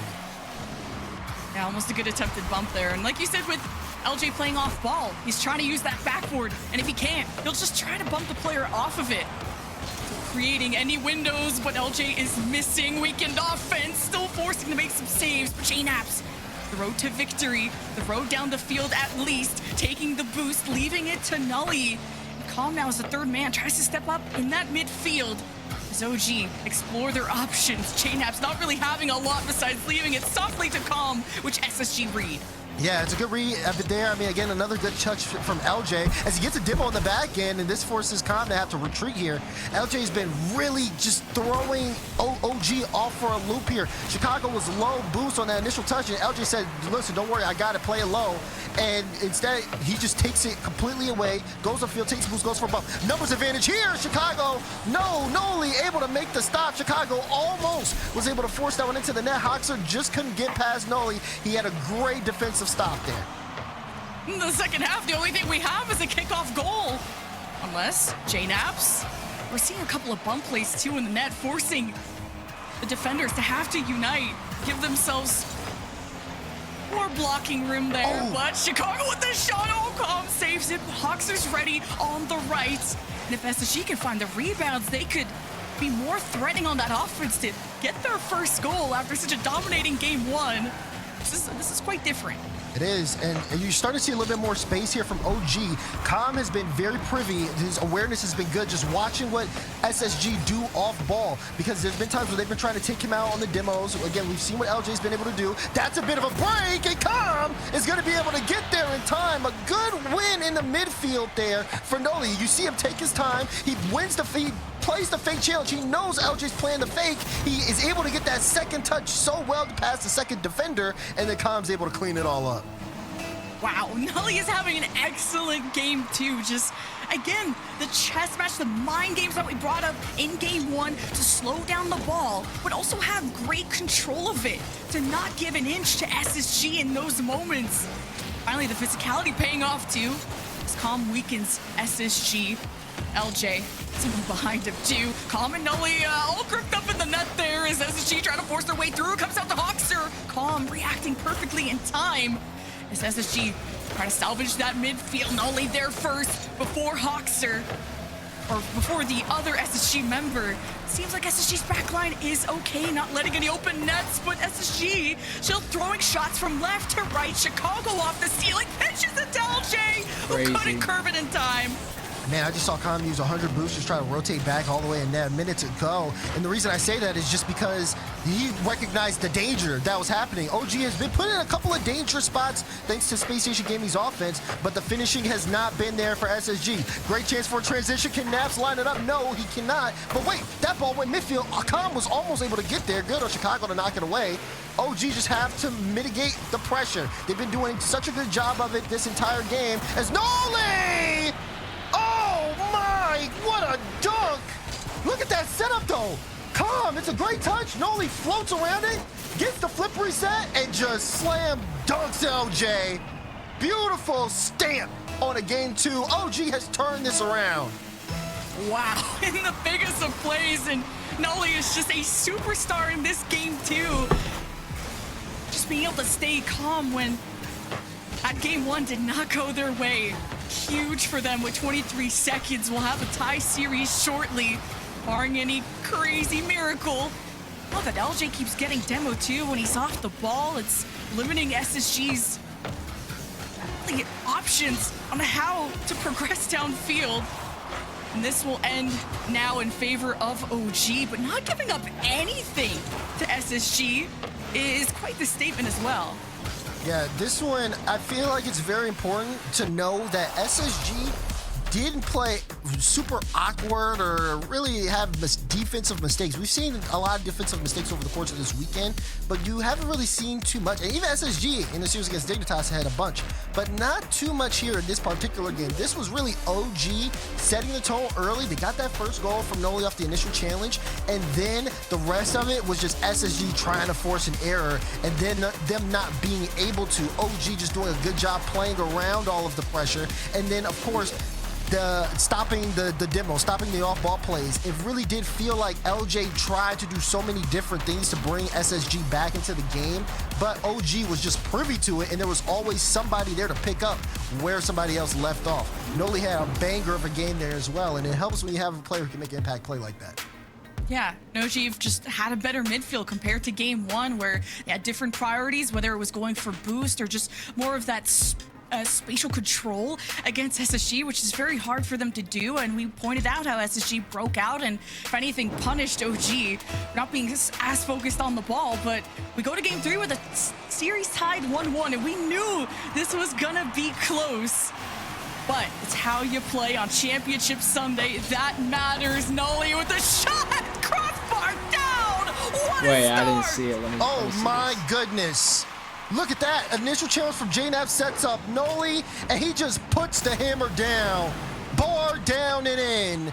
First goal again quickly off of OG, and we could see them potentially start to ramp up and build off of this. Again, SSG, they got to get it under control. They got to stop the bleeding. They started this series off so well, but now they're just letting in these goals in so early, and it's been putting them in tough spots. Just know that OG get loud too. Things start going their way, the energy carries them in the best of ways. Now Shane has some good catch there as Hoxer was right on his tail. And SSG start the retreat. Com will just leave this by some time. Even be able to take it up high and maybe set up Noli is getting. Can't let OG get away with too much there. SSG cannot be bystanders. As LJ can't get past JNAP's. Low boost too on SSG's side to get really much done in that moment. They're starting to see things OG slow down just really here a picked it little up. bit. OG making sure that they play the ball well, not give up too much, and even things that are Good pretty shot, spaced out. Look good at that shot. double commit on the side of SSG, but OG don't commit to the midfield. They spread out a little bit. Oh, but Noli, that's a big demo. That could have set up a lane, but it's good for Com to be able to clear it out. Now you're starting to see Space Station recognize when OG are giving them space, and then they're trying to take advantage of their field positioning. Pass to Hoxer. Chase goes in. LJ to Hoxer. SSG time. What is going on? You got two on the wall there for OG. LJ with a pass, and Noli was on the backboard, still trying to come down in time. So eventually SSG will make those connections, and any slip up on the defense, OG will pay the price. And even on SSG's defense, starting to utilize more demos to relieve that pressure, make it easier to read what OG's plans are. But Hoxer, can you keep up with him? JNAPS at least will slow it down and stifle this. LJ will take over and only gets it his way. Don't What? leave it to It's an own goal. It's an own goal. What? There wasn't even, Chicago didn't even look too threatening there.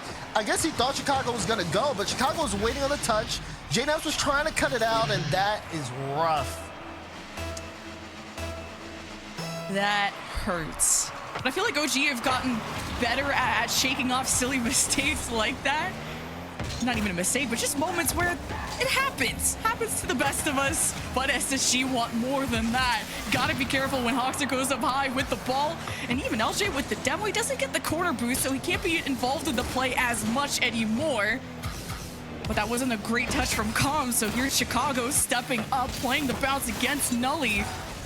Now it's a lead, only by 1 for SSG. Pitch is coming out. SSG, look at that. The physicality has really ramped up here over the course of this game. LJ with space. LJ with the shot. LJ with the goal. Very clinical. My God, this is getting to be a hemorrhage. back-to-back goals out of SSG after capitalizing on the own goal there too. That was a great slot too, though. That was gonna be a tough one to save. SSG staying composed. Gotta watch these kickoffs out of OG too. JNAP's just patrolling, Calm playing in deep too, waiting for the pass. It was that offensive warlord you didn't expect in the last qualifier, but whatever you need to do to position to give yourselves a passing option. Now Hawkster, it's time for SSG to make those connections, and OG know they gotta play faster to keep up. And how is OG going to be able to kind of adjust here? Again, I think the biggest thing right now is just the space as a factor. Letting SSG get so far forward before they start actually challenging the ball.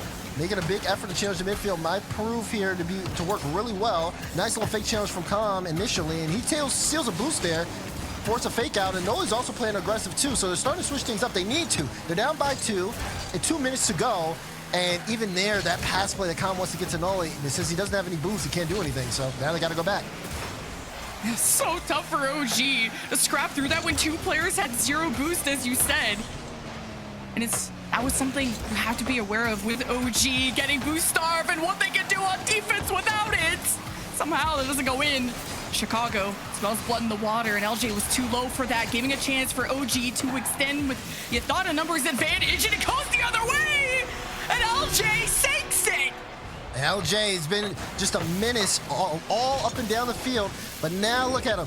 Goes downfield to steal some boost, comes up, stuns the OG defense, and makes a big-time goal here. This one could swing the series around. 3-goal lead for SSG, as even with OG kind of giving them a taste of their own medicine with a strong scoreline finish in Game 2, SSG shake things off and get back in the driver's seat. Gotta shake things off. Single limb, do or die! And this defense is dying. Hawkster gets the 5th one for SSG. This is almost similar to the LJ goal, the last one we saw. Steal the corner boost, stay in their half, take the pass, score the shot. What a performance here. LJ has 3, Hawkster has 2. Chicago has 2 assists, Hawkster with 2 assists as well. Fully well-moved machine here on the side of Space Station Gaming. It just feels like they have OG read like a book. Oh man, SSG have so much freedom on this ball. But at least Calm was ready to send it right back where it came from. No harassment towards SSG's defense, looking very comfortable. Nolly now will pop it up, chop it with the double, and LJ saves at the last second. Calm wants to find the rebound. Now JNAP stepping up too. OG still trying to organize and ignite this offense. And, well, the midfield being pushed there by SSG. The drop down from LJ and Hawkster to the side. And SSG feel like they're manipulating this game. They're deciding what happens. When SSG, both games, when SSG's had the lead, it looks like it's free play for them. It feels like OG just doesn't have enough of a defense to be able to stand up against it, and it just comes down to execution, because everybody on OG is in a solid spot positionally, and Noli's mechanics have been consistently good all series long, making plays like that, but it just is not enough. SSG defense still holding on, still blocking everything. That one hits the ground. 5-1 scoreline in Game 3. Space Station Gaming literally in space here because they have grounded OG after the game to win, and it feels like they got to go back to the drawing board because nothing OG was doing got any sort of merit. SSG just read them the entire way. And it's been so back and forth when OG just came out of a shutout in Game 2, 3-0, and then this happens. Like, unexpected, just when you thought that OG started to download the series and download what they needed to do to play cute off kickoffs, to surprise SSG, to go for demos on LJ off ball. Now OG don't really get anything going. I don't think it's one player's fault. It's even Noli is still playing well, similar to what he did last game, but geez, SSG don't really look challenged. Yeah. And now that we get into this position here with OG, left and right here, we don't get a timeout from them even after that one, so they're going to continue to play on. We go into Utopia Coliseum. Now it's just, again, I feel like the biggest thing right now is spacing here. The OG, initially, we saw it a little bit when the game started, just kind of playing a little bit further back. SSG All said, right, come okay, on. we'll take that. We'll get you, give I some wanna bumps see and a demos. We'll take game all your boosts. 7.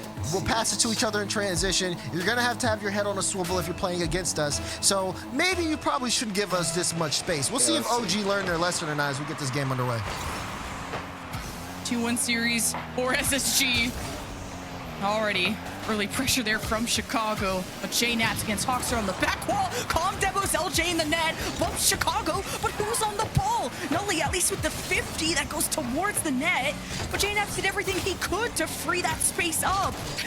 There just wasn't someone there to take the Nolly's shot. It's going not for over it. yet for Okay. OG. Calm will take the corner boost and see if they can keep SSG trapped. This can create better, more quality opportunities for OG until Chicago uses everything he can to go up high, or go above and beyond, physically and metaphorically, but a great touch from J-Naps. This good bump. wanting to slam that home. Chicago is still there.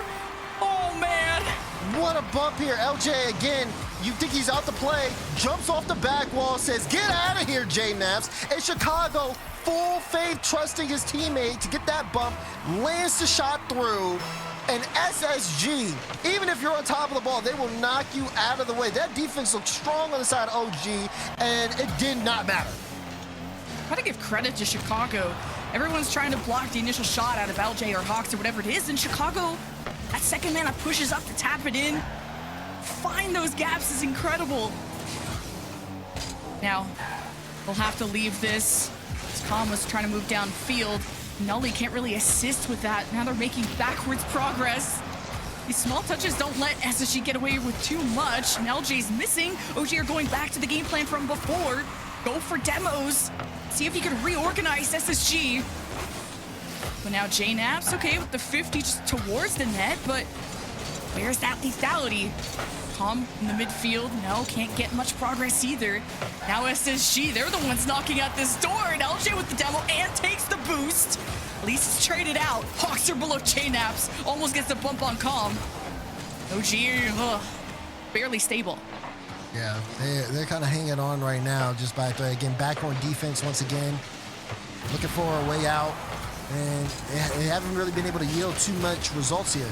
Again, more demos. Chicago going off the ceiling, does get a follow-up touch, and defense is awkward, but the shot isn't good enough.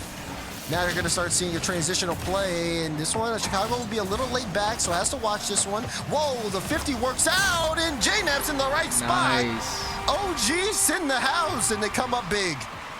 You're not getting all of OG in this net, and not, I guess it's what it's going to take to score against SSG.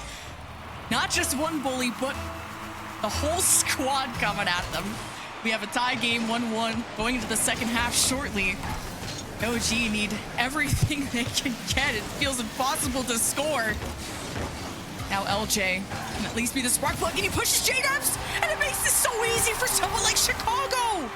Again, these off-ball plays from SSG, LJ being able to just disrupt, knocks J-Naps out the way, big toodaloo there, and then Chicago able to find the angle before the defense can react. The biggest thing here about Space Station Gaming is the fact that they aren't getting that much room with some of these plays, and they're still converting. It just goes to show the reaction is great. Wow. But hold on, OG is not done yet. Right off the kickoff, they maintain that possession. You see J-Naps playing it close, gives it over to Calm, and then Calm gets just enough room where he gets a flick past two defenders. We are back tied up, even after SSG worked so hard to take the lead. Some ground floor rocket league right there of OG going back to slowing down the play.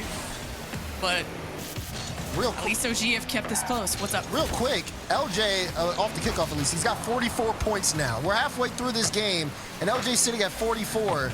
And I don't, like, it just kind of goes to show you how he's just not really playing too much about, like, on ball, just using his presence to kind of throw things off here. But it's still a pretty low number considering the next lowest is Hawks are at 204. Now we got to see if that is going to be a difference maker in this game or not. We got 2 minutes to go. It's all tied up. It's two really selfless teams. That's why you can't even point out one MVP on OG or SSG side. They really all help each other out and bail each other out when things go bad too. Chicago needs a few follow-up touches, and J-Naps couldn't get a full stop on that midfield. At least Calm will try and get it above Hawkster. It's not easy for OG to really ramp up the speed. Something to catch SSG lacking, to force a mistake, to play more intense Rocket League. Yeah, I like that Calm is being as active as he can. Nolly demo, though, it's up to J Naps. Chicago gets in his way. So possession is something hard to keep for OG. Starting to see LJ get to work again. Another play on the bump. He's been getting a lot of big bumps here to try to set up Space Station. He's done it 2 times now. Oh, man. This game, you would think he should be credited for an assist for both the way that they were so impactful. But now, minute to go, SSG, Chicago moving upfield, trying to see if he can disrupt. He got everybody jumping, which got LJ some space to get his first shot of the game. And Chicago's back again, looking for another challenging shot. J-Naps will make the save out. Chicago's got 5 shots this game, as he's been all on the ball whenever there's a scoring opportunity. These OG have had to put up 6 saves so far. They've had to halt everything SSG has thrown at them. What is the retaliation? How do you keep possession? It's been Calm that has tried to set them up to take those baby steps towards the orange half, but they get sent back, they get tripped up, they get kicked in the teeth. But it's still a tie game, and it's still anyone's chance to take at least SSG to go maybe to series point. Oh, Chicago swinging for the fences, but down low, not on target. 10 seconds left, and we're in the orange half. OG. Man, they collide with LJ, who just steals it away. OG needed to ride that momentum. They'll have to ride this in overtime. Here we go. OG need to get a win here in order to tie up the series. They go down to match point. It's a very steep climb to try to take down Space Station Gaming. Remember, winner of this has G2 next. So we'll see who is in the forefront, who's in position to take that win. Just the slow Hawkster, what's he doing? Just skating around. OG making them have to look both ways before crossing the road. SSG with some possession. J-Naps have been trying to scramble that, but he's not getting these obvious challenge wins to net his team the ball. But OG will fight tooth and nail if they need to. J-Naps crashes into 3 of SSG, clubbed into the Oh my goodness. 2 commits. Let's go, baby. With the down low shot. OG with OT. Good work. Look at Noli here. Pulls out the entire SSG defense, has him floating. J-Naps could have took the shot, but he pulled off, left it for Calm. He found the angle. OG found the win, and we got a tied up series. Wow, I can't believe this game ended this way after what felt like such a grueling offense. And yeah, you point out that LJ, you know, how much we've commended his offensive stats, but how he set up his team, and that still didn't net like an insane amount of goals. I swear the last couple times I've seen games out of SSG, it's not like these intense one-sided victories. They always go very close to their teams. But going all the way to OT, wow, Chad. man, OG clutched up. Yeah, definitely. What a wild game. OG needed to bring it these next 2 games, and they did not disappoint. Going to overtime is crazy.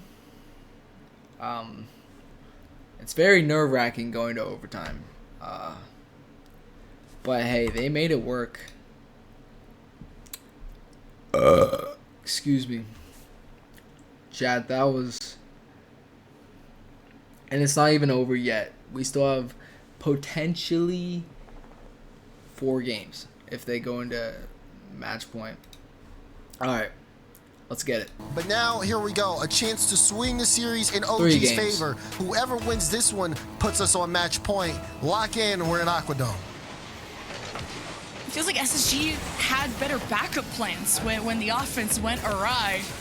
OG still put up so many saves, but what can Hawkster put up? Crashing to the backboard there, and J-Naps tries to get away with it. And that's the type of pace, if OG can pick that up. Of course, these quick rotations out of SSG, maybe you can catch them lacking. Okay, he passes to Nolly. Nolly goes goes for a double tap. Oh, and misses. a double from Nolly.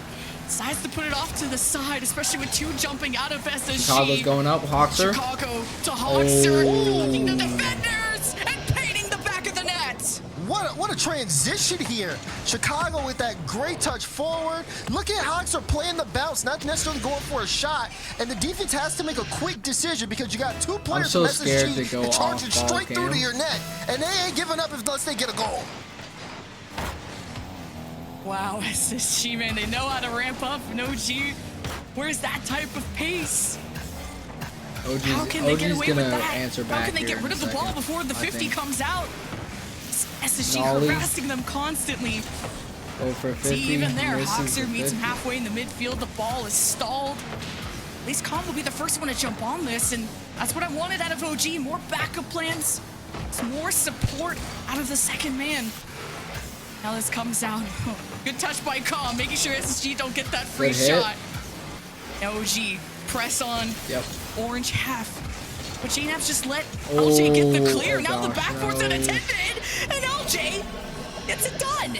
Look at this, though. Good turn here from Hoxer, moving upfield, recognizes where the defense is, and then just gets that big pop. He gets so much speed on the ball that LJ just has to get the follow and bear the shot as the defense is scrambling and rushing to see if they can make contact. Back-to-back goals here for Space Station Gaming.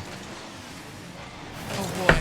Okay, Calm's not allowed to play the game. It's like not even the demos you gotta worry about. It's just SSG always bullying their competition. Now Calm is out for vengeance, dude. Just got a demo. Hoxer has to play quicker now, especially with JNAP circling him like a shark. Now Chicago is against JNAP. JNAP wants to come from behind, and Nully presses forward, but they get nothing out of that two-man commitment. And the 2v1, SSG, I thought they would be able to capitalize on that. What? Chicago goes thin here, and Hoxer gets the open shot. That's just an open net. The net is just open after this.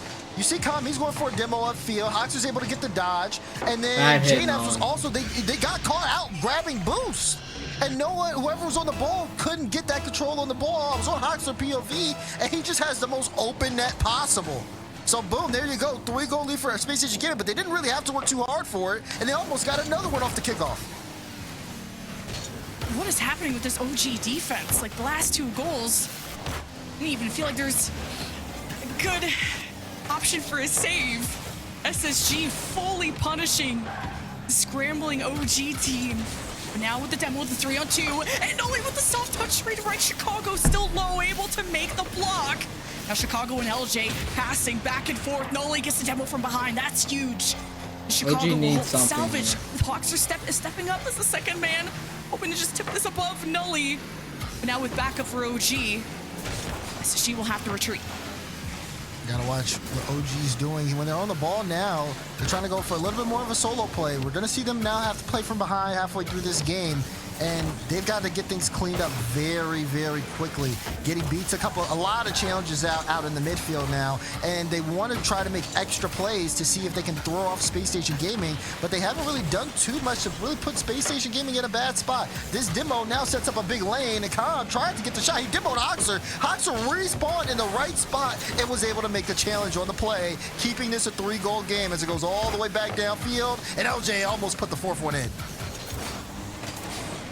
Oh, but OG need to get on the board, and there's just not a lot of time left, and now everyone's playing bumper cars here in this corner.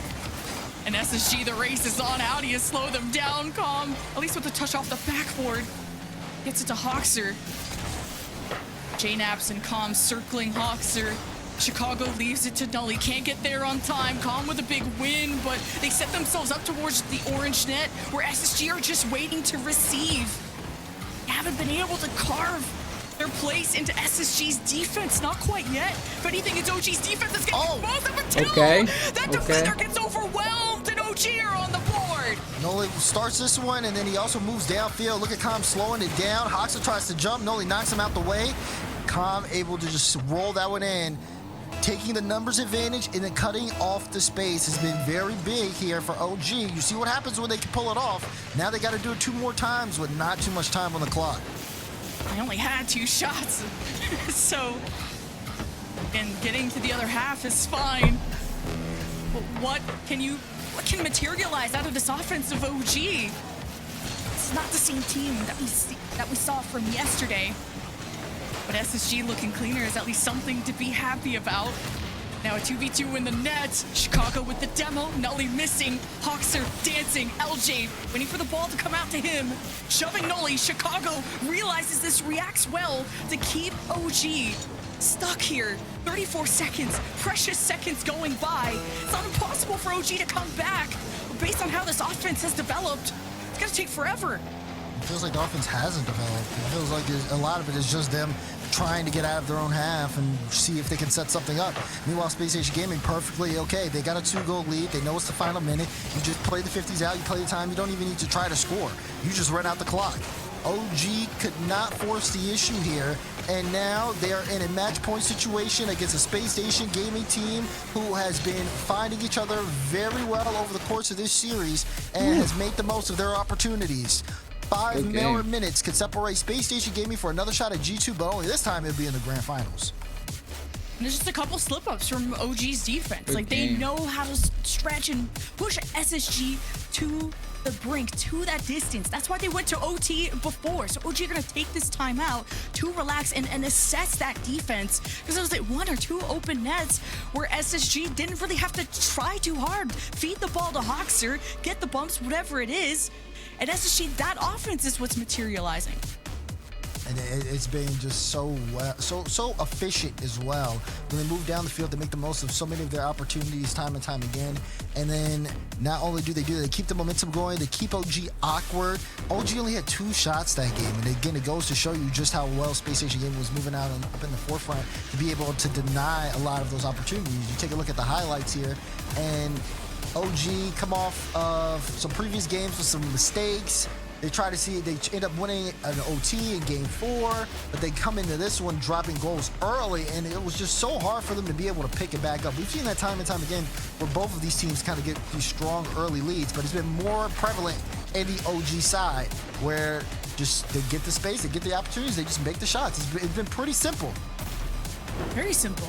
Yeah, 1 open net, but what I meant to say is 1 open backboard. And you just can't let that happen. Usually OG have had the game plan. They haven't let this go by too easy for SSG. Hence why these games have usually been close. But hey, it's been left hook out of OG, right hook out of SSG, left hook from the other side. And it could easily go to Champions Field, depending on what's being talked about in this timeout.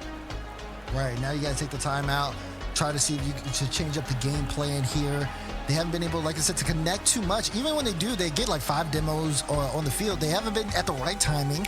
And you can see it sometimes where the Com will pick up a demo and then Hawkster will be able to respawn and immediately get a challenge. It hasn't, that part hasn't really worked out for them either. I think, again, just kind of playing close to each other, and really that second man is going to be a big difference maker here because we haven't really seen them win too many second man challenges. A lot of times they end up having to play back from their own half to try to quote-unquote play safe, but again, that gives SSG exactly what they're looking for. Something has to change. They only get 1 more shot at this for OG. There's no more, well, there's no really more room for error here. You use your timeout, you got to force a game 7 here, or you got to settle with a top 4 finish. Here we go, Neo See if Tokyo my on the prediction stage. is right, that they'll get I a want to game see 7. more out of JNaps. The JNaps from yesterday, the knapsack. It's not bad, but it's not these jaw-dropping challenge wins out of him in the midfield. But with these demos, maybe things will be a bit easier. We'll have to leave the play with 0 boost left. As Com will take things over. Can't wait to get Hawkster. Nully has to come out of the corner to make the save. And SSG, they just have better 50s, and it's just, they can have so many more shots. That's why OG had, what, like 2 shots going into the second half? Oh, watch the bump! And, well, LJ executes yet again. Look at Chicago here. Great positioning. Gets that initial 50. You see him 0 boost out the play. He's looking at JNaps. Gets that space for the shot to come through.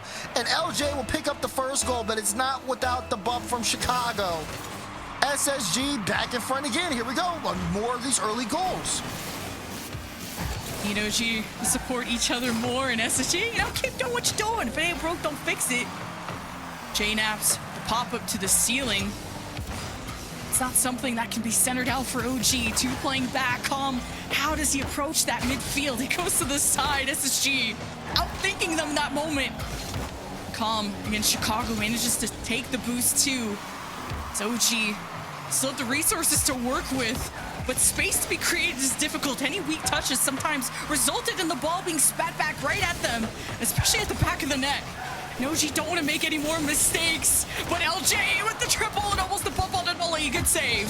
It's just hard right now. OG can't hold on to possession. They try to get these initial challenges. They want to be able to pass it out in transitional defense, but that's just has not been an option. Nice. Now, and you see what happens when everybody's in the right place at the right time. Noli to Calm to the top left. What a setup by Nolly. All the traffic too. Oh my God. That's great to see Nolly bring them the magic they need. What was it in game 2 that I was applauding Nolly? We need to see all of OG peak, but all the time, because they're going up against the number 3 team, and you're able to beat Genji yesterday. Oh man, this weekend has been grueling for many teams. We'll have some fun updates for you after the series. But Calm, down low against Hoxer, slowing it down. SSG just kill this ball and kill the momentum out of OG every single time, forcing them to play non-stop defense. OG only have one shot. Nolly wants to make it a second goal and can't even hold on to the ball, as you said. LJ Hoxer looking to be the lead blocker. OG buy time. Yeah, they do. Not only just on the ball either. Noli was trying to get a bump on Chicago off ball. They're still trying to do that where they rotate out, and the guy who rotates out tries to bump that third man, because the third man from Space Age Gaming has actually been pushed pretty closer compared to most people who sit behind the midfield line. Even LJ, you see him just kind of hovering that midfield space, trying to figure out if he wants to challenge. No, he can't, so Hoxer will go back and bring it in. And this is what I mean when I say for OG, how they have to keep eyes on that possession game. They get a demo here, and we see them with some space, but what do we do with it? We send JNaps up into the air. He gets past one. Calm got a bump around the net. LJ was low boost, but Noli couldn't even come for the challenge because he had to watch out for the threat of Chicago. This is what Space Station are doing. They're trying to space out OG because they know if they don't have that space to be able to make the passing lanes, there's not really much they can do with the ball. And that's been a big factor this entire series. Spacing out OG and also splitting their focus and trying to communicate through all this chaos is insane. Match point for SSG, less than 2 minutes, and grand finals on the line where SSG want that rematch against G2. Now Chicago is tipping it over where LJ, oh, it just gets towards Hoxer there, a little scary, but there's always a third man back for SSG. The structure is so good out of them. Now Chicago patrolling, but Nolly at least gets us away from Hoxer. OG looking for the lead. Nolly wanted to bump Chicago, misses that. JNaps steps up. Now J off the crossbar too, won't let it drop down. Nolly from up high into traffic. It's still nothing for OG. Yeah, JNaps couldn't even get involved in that play. He didn't have any boost. So despite all that extra effort, it just didn't work out. Things are starting to get really tense here because OG are now fighting for their field presence. Calm, threatened to bump and then tried to use that touch to see if he can get a good spot for his teammates. He gets demoed on the play, and Chicago looking to lead block. This ball, L flick from LJ! LJ to the top left, bang, bang! Oh my God. Even the demo, Chicago says the So red good. carpet's all yours. I got this guy. Get him. Just, oh my God. SSG enable each other so well. Shout out to LJ team. Our fantasy stats are going to look nice, hopefully after this. But not so nice if you're an OG fan. 50 seconds and the end of the road here for this qualifier. And it's already a blue half start, and Hoxer sliding into the right. Calm dives to save, and even gets us away from Chicago. JNaps with the follow-up touch. OG need these connections, and they need it now. There's only 30 seconds left, and here's Chicago with an open net. Look at that transition. Look at that midfield presence here. This is what we're talking about. Noli tries to get a touch. Hoxer immediately bears down on him. Gets the 50. Chicago turns and shoots on a dime as Hoxer goes to disrupt JNaps, who's last back. These are the kind of things that SSG are doing. This is why they've been able to control this series. Even when OG has fought tooth and nail, it hasn't been enough. Chicago with the hammer! Space Station Gaming won G2, and in 23 seconds, that's exactly what they'll get. My God, that went the distance between G2 and SSG last time too. Game 7, and OG, like I said, they were trying to rewrite that story. When they got to Copenhagen, took a spot from whoever you want to argue about, didn't deliver, still trying to best their rivals of LG and the rest, and taking baby steps. But not only did they beat LG, they beat Genji. You thought that this was gonna be the OG that hit that high score, but falling short against SSG, they couldn't break through that defense. They couldn't develop an offense, and SSG will take this. What a semifinal out of them. They will go to the grand final against G2 Strive. You said OG, when they went to Copenhagen, took a spot from somebody that, you know, you could argue. I think a lot of people thought that team was Space Station Gaming. And I think those same people are very happy with this performance win by SSG because they look in good form. They didn't really show too many signs of weakness, which, again, looking forward into the tournament, that's exactly what you want to see out of Space Station Gaming because they got G2 up next. We know they can take G2 to 7 when they're on their day.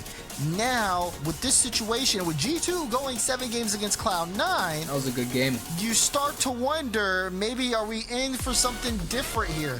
Could be a treat here for the grand finals. Space Station Gaming definitely earned their place there with a win here. Yeah, because the top of North America, I mean, you thought the huge argument was between the 3rd and 4th place of North America. Now there's question marks on number 1 and number 2, where Gen G are not in the final. G2 are going to 7 against Cloud9. No disrespect. This is just, we expect the top teams to...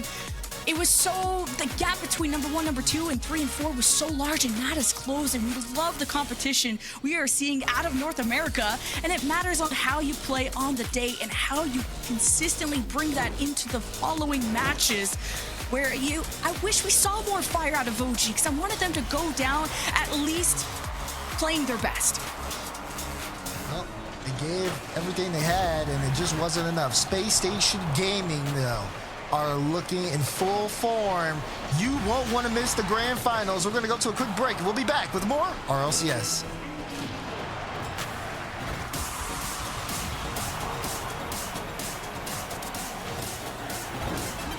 Come on, guys, get me. Back in 6.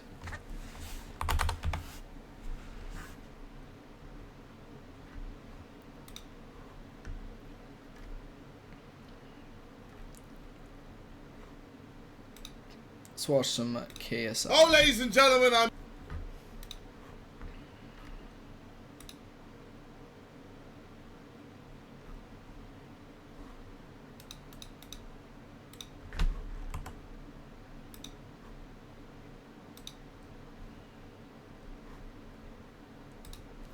I'm truly back. It's your boy, K to the S to the I. We got another video.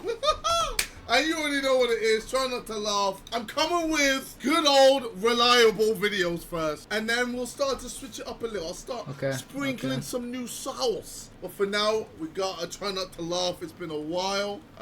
You know how it is. You know how we do. I ain't gonna laugh. Apparently Mo has been sitting on this batch for time, and it's hilarious. It's been verified several times by many people. We shall see. Let's begin. Three names that we think would be cute if they didn't have any meaning behind them. First, asthma. Blinker. Rosacea. That's so good. This one is one of my favorites. Calorie. 100%. Do you hear it? I hear it. My name's Raby. These are all terrible names. I mean, the kid's getting bullied. Raby. Come on, man. Like, that's too easy. I hey, agree. yo, rabies! Raby! Nah, man, get out. That's not fair on the child. Like, calorie, if the child is fat, it's over. No.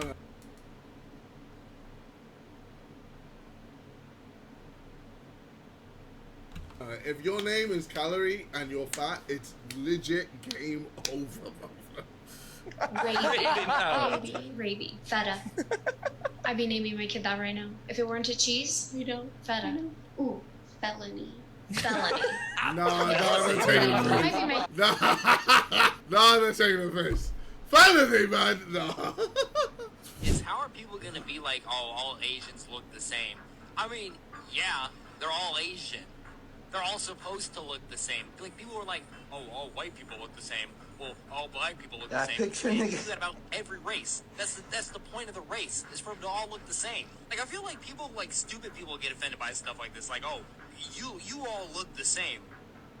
Yeah, I'd hope so. Except for you Somalians, bro. Y'all definitely look too much alike, bro. Like, y'all. They animated that same thing. Dudes be like, how did you know I was Somali, bro? What do you mean? I took a look at you, dog. It's weird. It's like Somalians look like a mixture of like black and Indian. Like they have Indian people faces, but they have black people hair and skin color. It really is amazing. My girls were completely engrossed by it when we were watching it, because it really does make you feel like you're inside this 11-year-old girl. What? What the fuck, nigga? Oh, no. Nah, Hey. man. Pause. He did not just say Hey, that. yo! There's no way my man just said that sentence. That's and thought to himself, crazy. yep, this will run. This is okay. Fucking hell! Oh, bro, even she's like, not sure about this one, Chief. In a profoundly wholesome way, our names. Letits. Oh, it's Linnets. Scientists in Trinidad and Tobago believe they can build a rocket to go to the sun. Scientists in the United States said it is impossible that a rocket cannot go to the sun, it will be melted.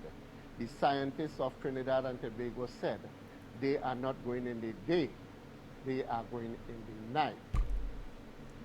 Genius. Obviously, because at night, the sun doesn't exist. Man solved it.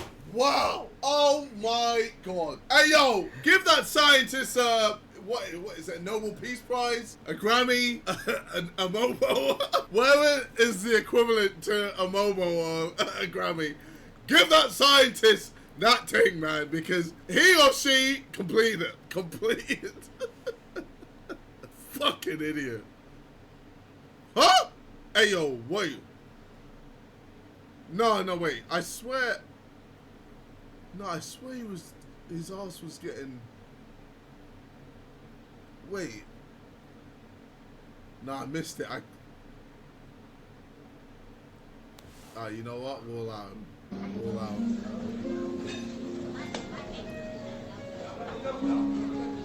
She's gonna fall.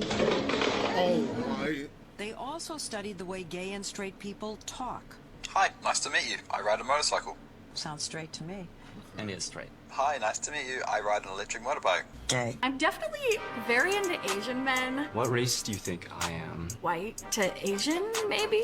I am Asian, actually. Oh. Yeah. Can we hug? Sure. Okay. Hi. How are you? Yo, I already know what's about to happen, man. He about to go.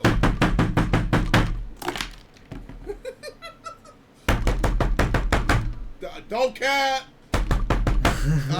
You're. Alright, we will watch the rest after this final. G2 Stride versus Space Station Gaming. The time is now. Grab your popcorn, grab anything, grab all your favorite snackies. G2 Stride, Beast Mode, Atomic, Daniel. Then we have Space Station Gaming.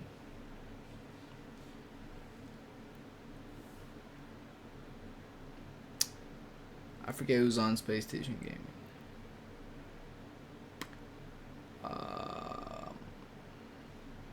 We have Chicago, Hoxer, LJ. I'm rooting for G2 here. I think G2, it won't be a comfortable game. SG are going to be looking out for blood. And, excuse me. Oh my goodness.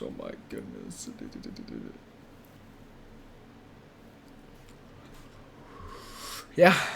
But I'm excited to see them go at it. I mean, I love G2 Stride.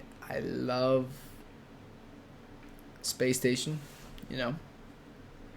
Chicago, LJ. They're beasts. And yeah. So it's time.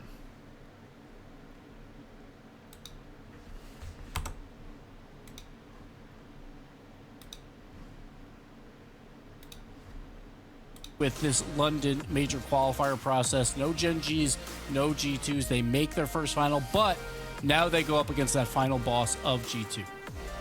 This is the big one. This is the team they have never quite gotten past here, and this would be the biggest place to make it past them, folks. We started off the day with 4 teams. We've only got 2 now, and they wait in the grand finals. 1 match of Rocket League left to be played. Only 1 sweep so far in the bracket, and North America has been pretty good over the last 2 qualifiers, giving us good gameplay in bracket. I was just looking back at G2's stats here. It looks like G2's gotten 4 sweeps so far in this event. They've only gone to they've gotten sweeps, or they've gone to Champions Field.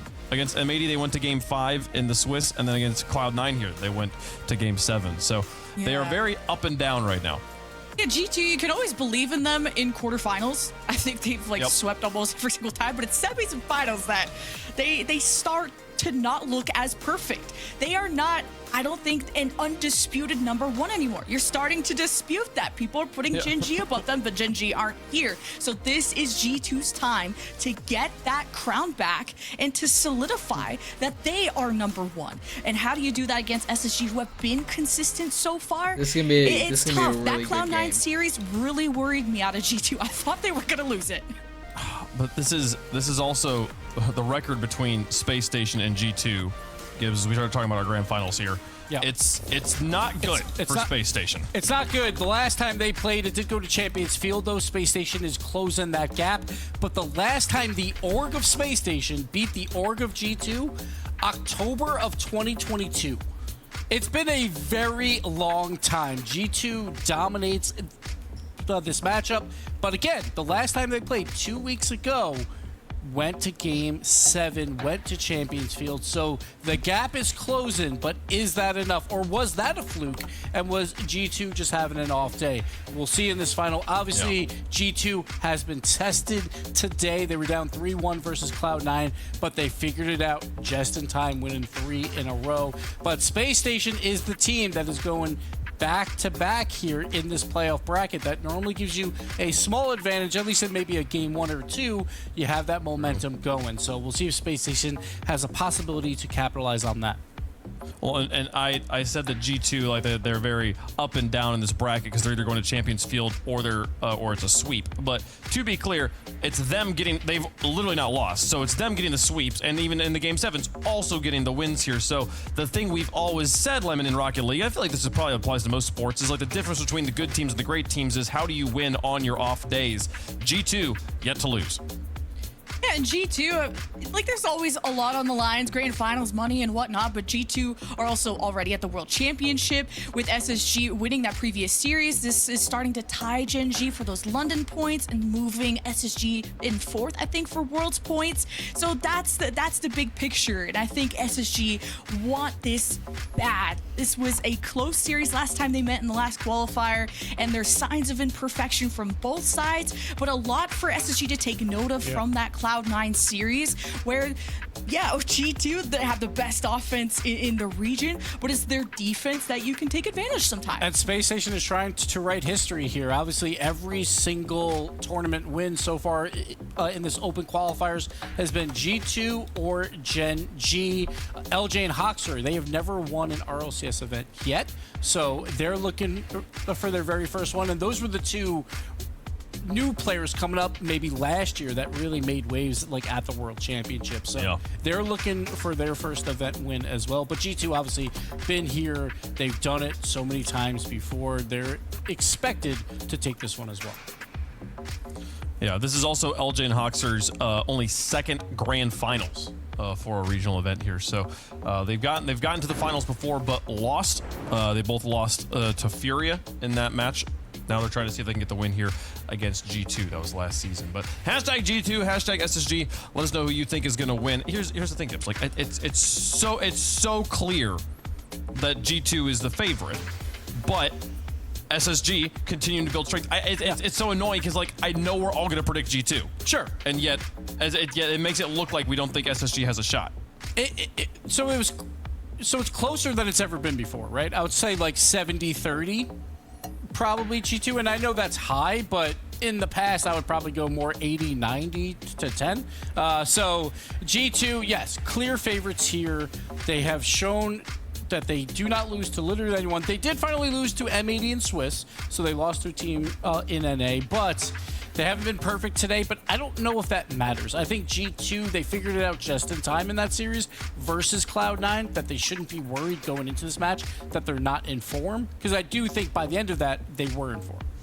Yeah, and G2, I find their offense more suffocating. Like, once they get going, you're, like, panicking. Because I feel like, yeah, SSG, their counterattacks are very fast, and it's, like, the initial quality shot, and maybe Chicago is who you got to watch out for. And this is going to be really close, high mechanical ceiling for both these teams.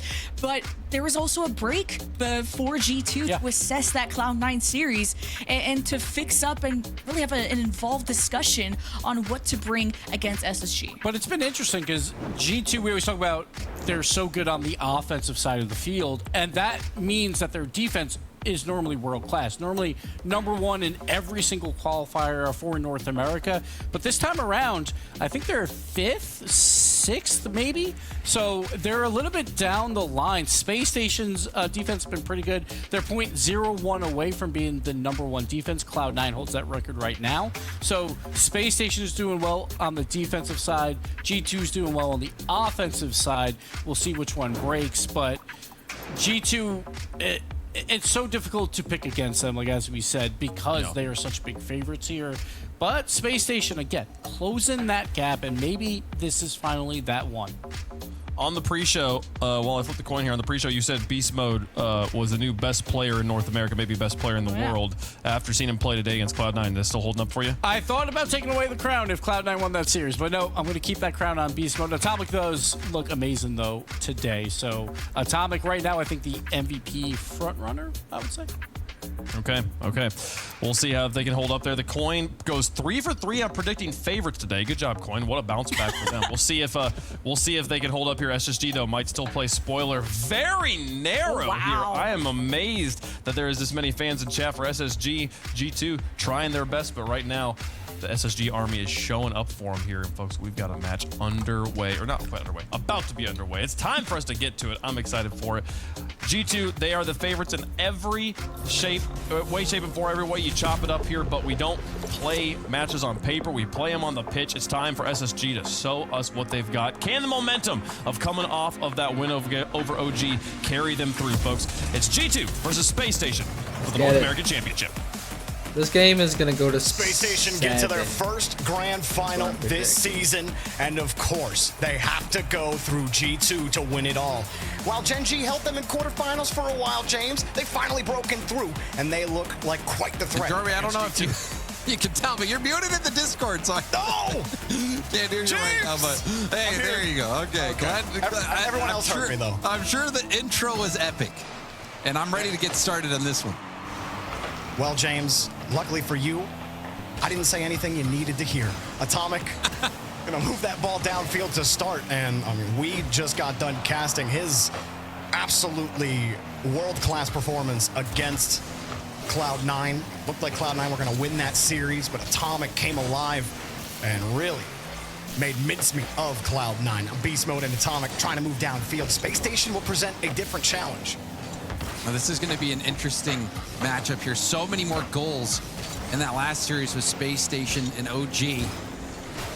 And G2, they struggled with the defensive nature of Cloud9, but will we see Space Station give them a few more opportunities? Especially with the way Hawkser looks. He's back into that form that we saw him at in Dusseldorf. That got them to a top 4 finish. Then G2 might be in some trouble here. And LJ has been a monster all weekend. Chicago lobbing this one up but only can play the 50. LJ instead tries to drive himself There's a bump into beast attempt. mode. And you saw Atomic, if he actually landed that bump, that might have just bounced in. But it was also interesting that on that last play, Beast Mode didn't even go up for the challenge. So already we're seeing G2 try to mix things up. LJ hoping for a boost spawn. He doesn't get it. Shot incoming. Daniel take the shot, and Daniel made it easy on Good the save. shot, He good didn't have a shot. lot of boost. LJ didn't. Chicago finds his way back to Hawkser Daniel while they are goes getting up, back to full each other. boost. James actually keeping control of this ball is proving difficult. G2 keep bearing down. LJ, the nice 50. Hawkser will have speed and beats Beast Mode to that ball. Daniel trying to wrap it around. LJ across to Hawkser, the right idea. But a nice defensive effort from G2 will put him now on the counterattack. Hawkser back past mid, but Daniel there to shut it down. It was a good idea from Hawkser to try to catch it. He didn't have a lot of boost, and it ended up skipping a little far off his nose. Still, G2 rotation has broken down, and Yikes. Hawkser sitting in the box. And you wonder what happened here on the rotation out. Atomic, he's chasing up. Daniel, I mean, where was G2, Jordan? I don't know what G2 were doing on that play, James. I don't think anybody was looking at Chicago or trusting that Chicago would put it on the backside of the rotation. But when Chicago went up for it, you saw it. I mean, the decision was easy about where to put that ball. Hot start here for Space Station. I think in that Cloud9 series, we saw some vulnerability from G2. Now we see a response. The shot going far post, but again, Space Station getting there just in time. Atomic can't get the double off the corner. The demo from Beast Mode is resulting in some pressure here from G2. Daniel! He rushed it! Thought he had the Doomsday dish. I thought he did too, but he rushed the flip. He got across it. And yeah, the ball skipped a little bit, but he must have thought someone was on him to feel like he had to flip about a half second early. Now he's got it back. LJ stays right there with no boost. No Flying way. in. Space Station, hold the line. Wow. It really felt like Space Station was going to give one up there. Daniel's doing so much right now. Another rebound opportunity. Daniel Beautiful. will score it. Beautiful. And that was a bit chaotic, Push down, Jordy. down. About to start to wonder how Oh much my temperature goodness. can Space Station take, but G2 do burst the gauge wide open. And man, after the first play Poor LJ. for Daniel, he got aggressive. He kept going for the bump and then take the ball. Another demo, and like you said, LJ getting picked on. I mean, LJ did so well to dodge the first air dribble bump attempt, but Beast Mode landed the second one. I think if game one is any indication as to how this rest of the series will go, it's going to be a hard-fought series. Whew. What a ripper. That's a huge touch from Hawkser. Hawkser Daniel identifies second man coming to challenge quickly, but he's off ball. Hit this as hard as possible. And he beats Atomic by a hair. And Daniel's got no boost to do anything about it. Such a massive touch from Hawkser.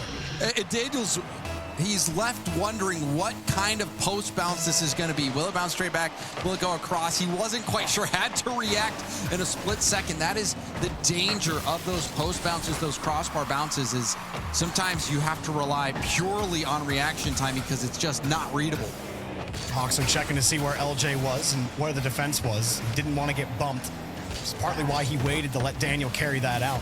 He did have an attacker from G2 sitting downfield bumping LJ off the ball, but he managed business in the midfield.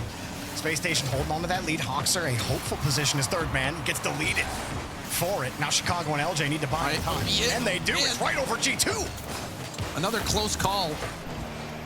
Great pressure from Space Station. Now Daniel bumped off the ball, but a bump response from Beast Mode. Atomic opts to go for the corner, trusting Beast Mode will win it over. Now Atomic dropped down to Daniel. That shot broken up by Hawkser. Trying their best to bump Daniel off his path. They do get the ball. LJ, it's too much to stretch hands. They double commit. LJ, or Chicago, didn't think LJ had it. He did have to stretch for it. LJ gets back to his touch. G2 get control. Beast Mode leaves it and caught by Chicago, but it's loose. And LJ clears it out. You see G2, James, again. Everyone moving forward. Very hopeful position. Aggressive spot. G2 love playing that way. They've already conceded a goal and almost gave up another that way, though. They have, and it was something Cloud9 was doing really effectively, was winning those 50s, forcing G2 to reset. Now we see Beast Mode. He went over, but Atomic, he's a little bit lost in the sauce, trying to figure out what's going on with how many players were in the mix. Quick jump from Atomic over to beast mode. LJ tips it down. Daniel, no boost to get back to it, in Space Station lock in game 1. Honestly, LJ at the end, the 3-point passing play from G2 came out. He goes up to stop the backboard touch or the shot on the pass up in the midfield. And then G2 try to catch LJ out by passing it down to Beast Mode, who's on the right side. LJ boosts straight down into Beast Mode's path, takes the ball away from him, and no one else from Space Station were gonna be ready for that top shelf shot. Everyone was still getting in position. LJ came up big time at the end there, keeping G2 out, not letting them dink and dunk those passes, and out beating them in the physical game. And then as we take a look at the Mobile One high performance replay, we get to take a look at both of Hoxer's goals. That was an insane save from LJ, dodging the bump. Wasn't able to dodge it the second time. Another bump, that time cleaned up by Daniel. Then this play from Hoxer to launch it so far downfield. What is Daniel supposed to do? LJ's getting ready to take that shot. He's ready for the post bounce. Approached that ball really nicely. Made Daniel be in an impossible situation, essentially. You would have had to just go all in on a specific read and hope that you get a little bit lucky. That was such a hard position to be in for Daniel. And now Space Station will steal this first game, and I think G2 fans might be worrying a little bit because they're seeing the same struggles that we saw in the Cloud9 series. It took an immaculate effort from Atomic to bring them back in, but Space Station, they're looking so good as a team, getting those stops and keeping G2 down for the moment. LJ looking just like himself. G2 get the win on the kickoff, and Daniel gets the tight read for the first goal. And G2 has been doing this all the time. They have that cheating player go right down the middle, and it's perfectly killed for them. Saw them do it last game. They even scored on it yesterday. They have really dialed in their kickoffs. There's a slight risk that comes with that. You know, watch other teams do the same type of kickoff and watch the ball skip right over their second man's head. G2 today and yesterday, every time they've gone to it, they do seem to win every one of those kickoffs. Well, there's a demo and an open net. Got him. Daniel getting his hands dirty, Jorby. Absolutely. And he's not afraid to do it. He was doing it all last game as well, trying to bump Space Station off their route. You can understand why. I mean, Space Station were playing real tight to G2 the whole time, also playing for the bumps and demos. Hoxer, they do the cheat up this time, except it doesn't really pop into a solid spot for Space Station. Hoxer has possession with boost, though. It's away from him a little bit. Went for a flip reset pass, and now Chicago will have some time.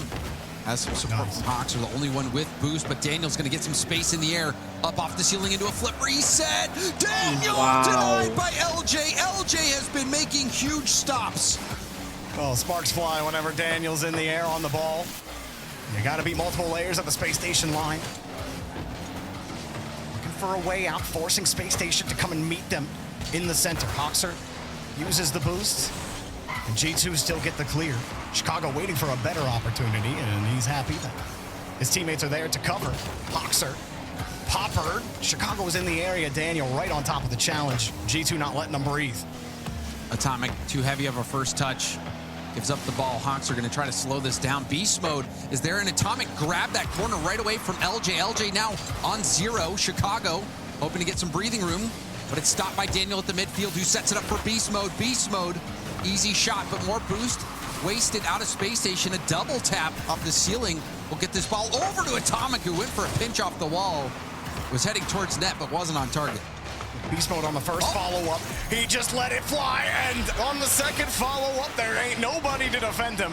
3 goals for G2, fully in control. And Hoxer, he's going to want that touch back. Yikes. LJ was zooming in and was in a good position to clear that ball up the sideline. I told you, And G2 is going to fight back, man. Just having a breakdown in They're not communication. Giving them. And that will cost his team a goal. Beast mode on the first possession, he took the pass from his teammate. Right down top of the box. There were 2 Space Station defenders in. He ended up rolling, trying to control LJ. Speaking of control, trying to take back control of the pitch. And steals this one away from Atomic. If Atomic could have got that double hit. Wanted to do more there. Beast mode has 0 boost and immediately tries to close the gap, but that is a hopeless situation. Good composure from LJ to catch that ball as well, recognizing Atomic wasn't getting that Okay, double. all three. So Space Station, even though they've had a really tough start this game, they're back into it. Space Station get a chance to look at this. Daniel Hoxer goes didn't up have for any it. boost, and the corner wasn't spawning. Prioritized the ball. Chicago gets another 50. Space Station slowly move their way forward. Chicago got the catch midair. Atomic bumped off the ball. Hoxer late. That's okay. LJ's there. Plays the 50 against Daniel to buy time for his team. Atomic's missed it again. Fake. LJ, no. Daniel was still coming back. He'll take it away. It's so dangerous. Beast mode was like, oh, I think I want to go to the go to that ball and clear it. But then when he saw the player coming in, stayed back in the fake, left G2 very vulnerable. But it looks like they've gotten some breathing room now. Now a shot opportunity. Atomic puts it off the backboard. Beast mode's up, and he's denied. That shot has to be better. G2 do have some insurance. Beast mode can close those down. He put it right into the dirt. And that's after you had expended everybody. You forced a double commit out earlier. Now Atomic's in a one-on-one. Right in front. Atomic got the goal, and G2 trying to put game 2 away. Wobu situation. Let's see, Hoxer had 1-2 small pads. He was focusing too much on getting that boost and wasn't able to get up and pre-jump or shut down any kind of angle. And when you're in that situation, sometimes you at least want to pre-jump a little bit, enough to where you'll block a low shot, but can also cover a little bit more of that high angle. I think Hoxer just saw the writing on the wall. It's a huge 50. Chicago catches the ball in stride. LJ needs some time. Chicago and Hoxer are going to buy him some. Space Station emptying the boost canisters. LJ, he prioritized the midfield boost, but he wasn't watching the play, and G2 almost punished him for it. Daniel, the touch, gets back to himself with Chicago. And Space Station, even when it looked like they were about to take control, they're just getting stuffed here on the orange half, and time certainly not on their side, down 3. Challenge from Daniel. Atomic will turn on this as well. Beast mode, trying to play it slow. Chicago maybe trying to pick a corner, and this is a nice tap up. Beast mode also trying to set up for a shot. Double commit forced out of Space Station. Atomic up for Daniel. Daniel going for the net. That's denied. But it's making things awkward for Space Station. Again, Daniel ready for a pass. Receives it. Goes up high off the arc and down. Pinches it. Looking for Atomic, but couldn't find it. Beast mode racing back with no boost. Finally picks up the corner. 1v1 with LJ, and LJ will score it. LJ in these isolation plays has been incredible. As Chicago and Hoxer working together. Chicago, the initial touch on the back line to pop it up. That was a... And he had to go back into net. He was getting harassed. Hoxer comes up, buys him a little more time. Chicago in the area doesn't even get contact on the ball. But Daniel still was going in there. And it was just impossible to find an angle. Hoxer gets a great touch out to LJ, who just picked up the canister. And he gets to beat LJ in a one-on-one. He'll win that bout a lot. And LJ also masking his flip reset until the very last second. And even the way he got his first touch was so good. LJ is a beast. But Space Station find themselves trailing by 2 goals, despite LJ picking up a pair. It does not look like they'll be able to break through in game 2, but you still like their form and structure near the end of this game. G2 raced out to a 3-goal lead at the start, and they put themselves firmly right back in the conversation. It's 1-1 apiece here, heading to game 3. Very strong game from G2. Excellent response. We saw some very quality plays out of LJ, but overall, we saw some mistakes as well come out of Space Station. Most notably, I think, was that corner touch from Hoxer, where LJ was coming out of net. He had a line on the ball, and Hoxer ended up passing it, tipping it by LJ. So it was a double commit, and also putting it right into the hands of G2, who said, "Thank you very much. We'll get this free goal." So things could have been different a little bit for Space Station, but they find themselves falling in game 2. G2 starting to hit their stride.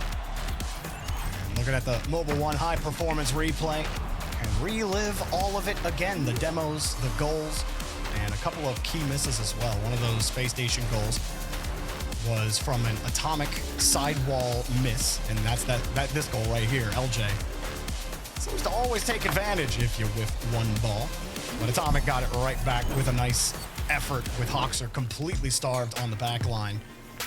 G2 answer early. Space Station tough to say, but you know, you got to make sure you keep the ball secure. Really just keeping that ball tight to your nose, finding it out to a teammate. G2 with that pressure, they're so good at forcing you off that. LJ and Hoxer would love for this to go a little bit differently. This is only the second grand final appearance they've ever had, and they've never won. So this is a big chance for them to notch a regional open win onto their resume. G2, their resume is long when it comes to these grand finals. Yeah, it's like a receipt from your favorite pharmacy. It's almost like a scroll. But it's first. I'm not reading the small.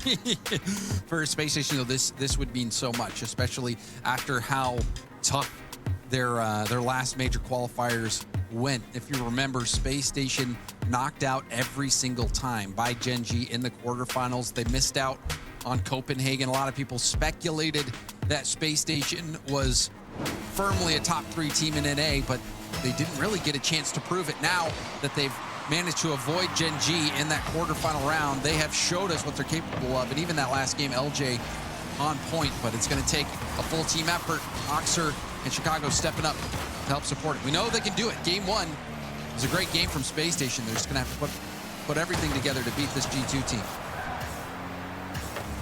We do get the first clear. Daniel's got advantage. And a hard touch out to Beast Mode. Missed the second hit. Atomic swinging around. Fortunate demo there for Atomic. As it comes around and, oh, there's a Space Station car there. That's nice. Sidewall double from Daniel. Just seeing what sticks. Double commit from G2. Atomic stays in the play, opts to keep the pressure up. Daniel waiting for his chance. Now, nice demo, and that cut, that pass back was huge. Daniel had so much boost, and had he been able to pop that, that would have been a bad situation for Space Station. Yeah, he had 100 and Space Station had 0. Meanwhile, Beast Mode diving back forces Hoxer back to the corner. LJ gets bumped by Daniel. Beast Mode with a full tank. Takes his leave off the side wall, gets the bump, and the pass, and the goal! Atomic in stride! That's the most meta play that you'll see. I mean, you see it all the time because it's so effective. Get that ball airborne, put it in a shooting position for a teammate, and then go for the bump. Through the air, land it. Yeah, it's a defender. It's so difficult to deal with. You have to recognize it right before he actually goes for it. And yet, that way you can actually jump and get the early height on top of him. Otherwise, if you see him pass the ball, usually it's too late, especially right underneath it like that. If you're on the ground, it's going to be so difficult. If you're on the backboard and able to have a little bit of height, it's going to put you in a lot better position. But you can just see players like Beast Mode recognize those opportunities to make the play and pull it off. So great start here for G2. Space Station and try to dig themselves out of this. Hoxer decides to play it tight to the chest.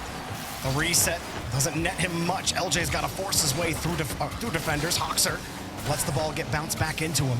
LJ set up in the midfield as Daniel carries it back out. G2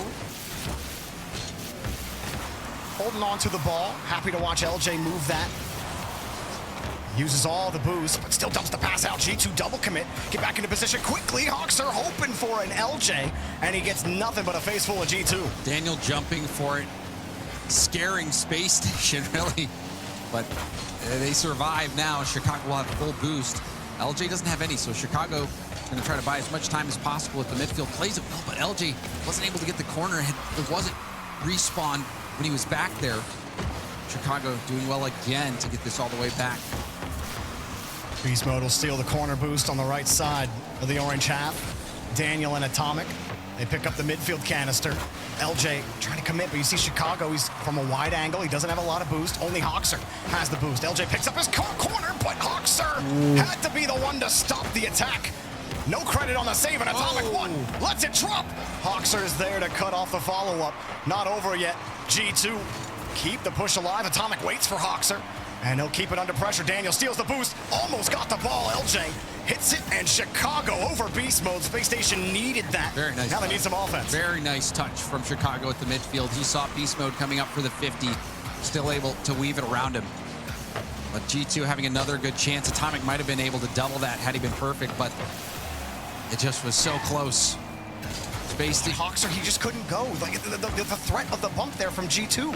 Hawkser, he would have had the boost. He would have had a free pass out. But instead, there's a guy downfield warping you, forcing you back onto the ramp. And so now you're just stuck. Now Hawkser has 8 boost, and all he can do is lose the 50 and hope LJ breaks through. And look at LJ. He breaks through.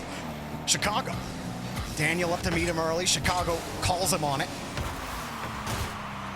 And Space Station, there's just no production here in the corner.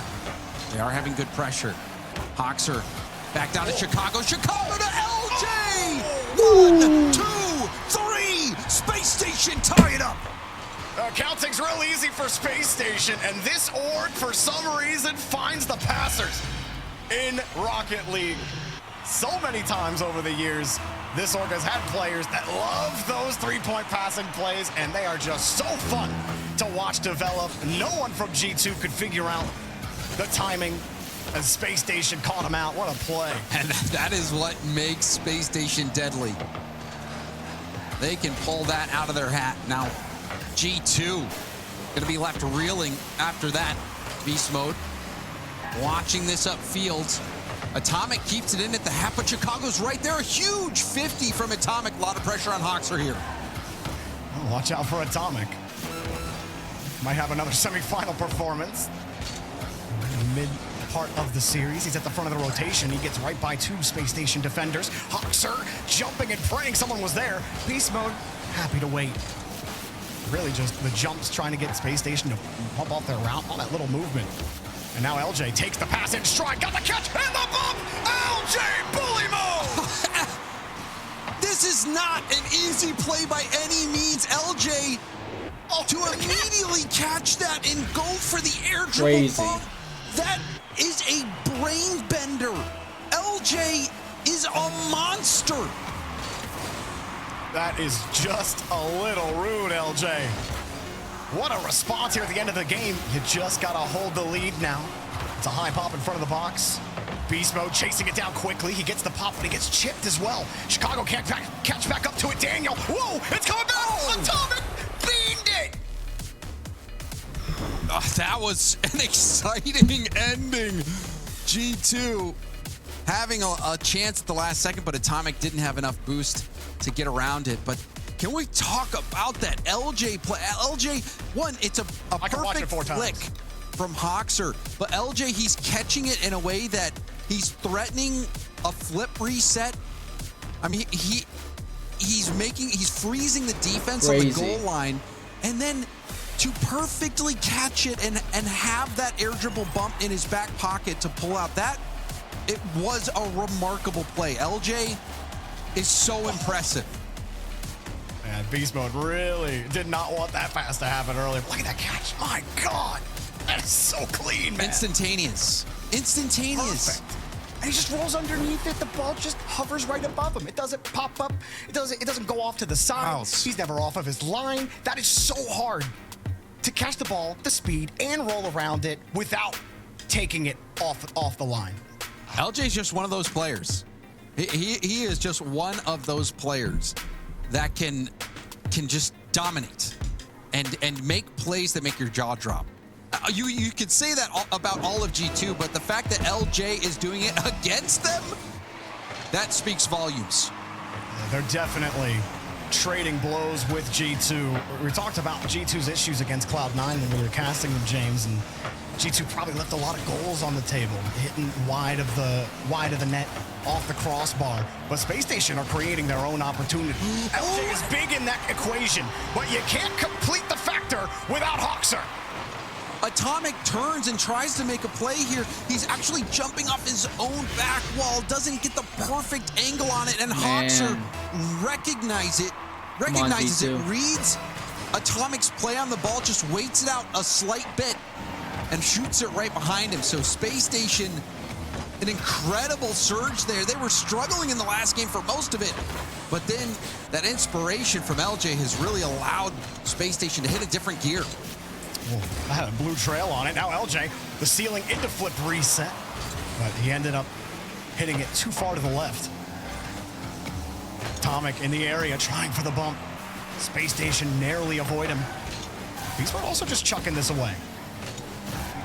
Talking in the interview with Atomic, one thing they said that was a problem for them against Cloud9, was that they were trying to play too fast, trying to go for those boomer passes that they love from their own third when there was still a 50 available for Cloud9.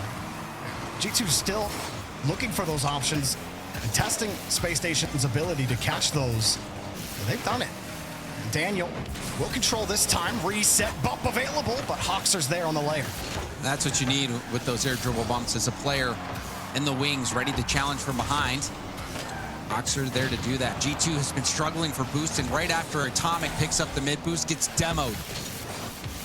Big value for Space Station, but you got to get control of the ball, and Hoxer saw the pass coming. You can't just give it to Daniel. Well, maybe you can. At least you covered the angle. Next time, you maybe won't be able to do that, but you just kept them out. Daniel, another one of those players that can hit those clips. Space Station, fortunately for them, Daniel not able to do so there. Now Daniel back to Atomic, who's in G2's back corner. Atomic up to Beast Mode. Beast Mode back to Atomic. Catches it on the wall. Going for an air dribble play. Wasn't able to complete it. Hoxer as the second layer again. Covering just in case that extra touch beat LJ. Now a demo. Opens up a little space. LJ misses the mark. And his bomb downfield. Atomic racing for the catch. He misses. Did he need to touch it at all? Ooh. No, sir. Daniel ties it up. Nice, Daniel. Unassisted. He booms it downfield. Atomic fakes like he's gonna hit it, and you saw it, how it messed up Hoxer. Hoxer turns off the ball, gets caught a little bit out because he was expecting Atomic to do something, and then the bounce is perfect for Daniel to follow it up. So even though Atomic didn't get a piece of the ball, his positioning forced the defense to make a mistake. LJ's hoping to get this back to Hoxer quickly. Chicago in the area. Can't go. Daniel holds him on the ground, and he scoops it right over top of Chicago. Catch. Not a lot of boost, but right under the wing. Atomic gets the ball, bounce right over his car. And Beast Mode buys all the time for G2. Space Station do all the work. You get out to the midfield, but then you're losing these midfield battle touches, forcing a little bit more boost out of you. Makes your threat when you're in the blue half less threatening. Hoxer, another low touch that skips high to Atomic. Daniel right underneath, and G2 continue to press. LJ up in the air. Will he hand it off to Chicago? He does. Chicago going to look for a double, but Daniel was waiting on the back wall. That wasn't going to work. Now Daniel back up in the air. Has Atomic in support. There's the bump play. The shot rebound out to Beast Mode, but a good hand up from Space Station will close out that opportunity. A nice high save from LJ too. Hoxer just getting to it in time. No shot comes through for G2. Atomic demos Chicago. LJ has no boost. Oh, wow. LJ using the wave dash to get his momentum so he can actually transfer some momentum to the ball and neutralize that 50 against Beast Mode. He timed it perfectly, but Beast Mode has the ball anyway. Oh, it was a perfect team pinch pass right over to Beast Mode, who was able to catch it in a dribble but couldn't close that play. Another pass to Chicago. And he sees the back wall not available. LJ going for the bump. Daniel lets him fly right by. Chicago underneath the first read. Atomic again trying to just look like he's going, maybe pull Hoxer out of position again there. I was looking from Atomic's perspective, so hard to say. Meanwhile, lots of demos. Daniel missing the dunk, but it's a heavy touch, and Atomic has some time for Beast Mode to read the play, but it's a hard touch to read. And he will pop it up.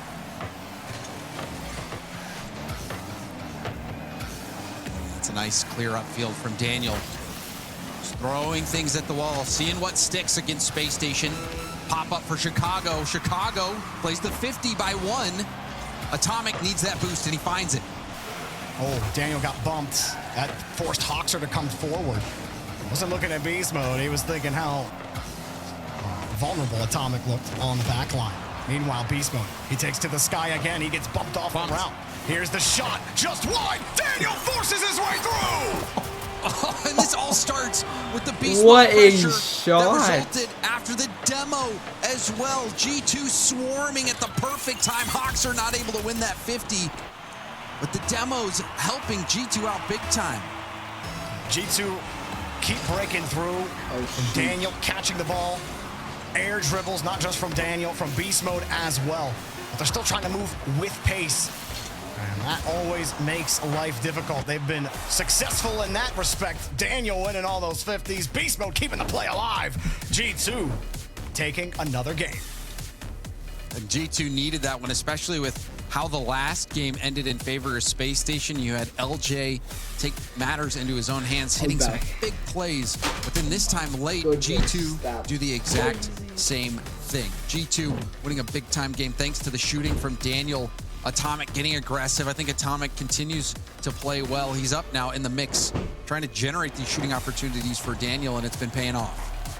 Outside of the one touch that pulled Hoxer out where he thought Atomic was going to get the hit, there was a couple other moments in small situations where Atomic is playing, or Hoxer's playing to expectation. G2 show him something else on the actual results. They've been able to move and wiggle him around a little bit in that last game. See how Hoxer can adjust.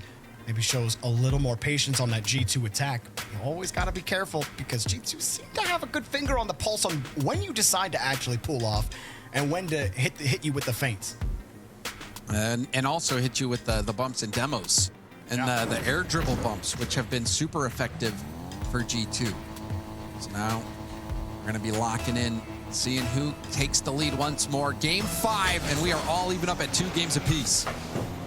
For a little while, the question still remained about Space Stations. They had only played Gen G in the playoffs last split. Okay, are they the third best team? It feels like they are. Oh my goodness. They have definitely landed some good blows onto G2. Unfortunately for them, G2 are hitting them hard, and Beast Mode hits them with a great shot. And look at that angle from Beast Mode. He's got Hoxer and LJ. Sure, they're low boost, but that's 2 defenders you have to shoot it by. You're up in front of net and to still be able to put that far post. That placement from Beast Mode is admirable. Oh, I don't know why Chicago wanted to catch that. Maybe he thought Hoxer was coming up with him, but that was real risky to just drop on your undercarriage while you see Atomic the whole time. G2 keep the ball. Beast Mode looking for a way out, or in. Daniel had time. That was a very heavy first touch. Gonna land a bump. Beast Mode dives in, but you can see wasn't able to make contact on ball or player. Did get the back pass, though. And sometimes that's more than enough. You can get that possession with a lot of boost and also start. These passes are just wasted insane. by your opponents. Daniel just has ball cam off this whole time. He was hoping to tackle all 3 players. He'll take 2, but Chicago will happily take the ball out. Flicking over Beast Mode, and he's got the read. I like that fake challenge from Beast Mode as well. He goes up, pretends like he's going to dive in on Chicago, force the flick out, and then was able to get the touch off the backboard and a huge booming clear. So effective because of how many times he has just dove in. Just makes that fake all the more powerful. LJ through 1. Are they really only going to have LJ as the thing that helps them score against G2? When they haven't caught him in stride, when it hasn't been a G2 whiff, Space Station's offense has struggled. LJ getting shut down right now. G2 owning Aquadome. It's LJ looking for a way back to Chicago. Daniel sits right underneath, and that's a perfect ball for Atomic. 1-goal game and LJ pop-off to tie things up. And we know Hoxer and Chicago have the teamwork as well, working together for a goal last game. And then also the 1-2-3 passing play we saw from Space Station earlier. Let's see if this team play comes out again. Chicago opts to fling it in, play the rebound. Beast Mode gonna get back to it and pinches it by 1. Hoxer will get back in time to pass it off. There's a little bit of risk turning off that ball when your third man not on target. You get to catch up to it, no problem. LJ thinking about where to go. Sees Atomic deep, hoping he can catch Chicago in stride. She does, but then Daniel changes the momentum. Atomic harassing Hoxer. A little more difficult to say than you might think. Over the head, and LJ keeps control. Another demo from Daniel. Daniel's been so physical. Daniel calling Beast Mode off. Atomic looking for a bump on the back line. Couldn't find one. You got that, so Daniel. that seems like Nice. it was a good setup for G2 that they weren't really able to do much with. Daniel's always beating 2 attackers on his carry. It'll be difficult to find much success. Chicago tries to get aggressive here in the corner. Does force Beast Mode into an uncomfortable spot. And Chicago banging heads there in front of the box. And it was low boost situation. Daniel, Atomic both kind of turning the same way and having to adjust perhaps that gets the attention away from that oncoming demo attempt from Chicago. And that was a smart play, and Space Station now right back into it despite the strong start from G2. And full team effort on the play. LJ has the reset to pop over Daniel. A little bit of pinball. Beast Mode takes the aggressive approach, and now Space Station have the lead. LJ takes the pass.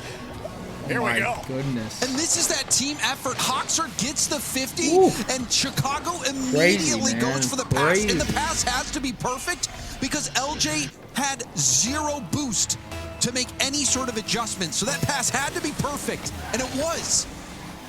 Despite how G2, I felt like they've been able to just generate so much pressure, Space Station in the series find a way to create an opportunity, whether it is from a Herculean solo effort, but these physical plays for Space Station have really helped it on there. He can't keep Daniel out of the net. 2-2. Atomic, low boost, threatens the flip reset, and sometimes the threat of it is more dangerous than anything else. You can see the defense so awkward.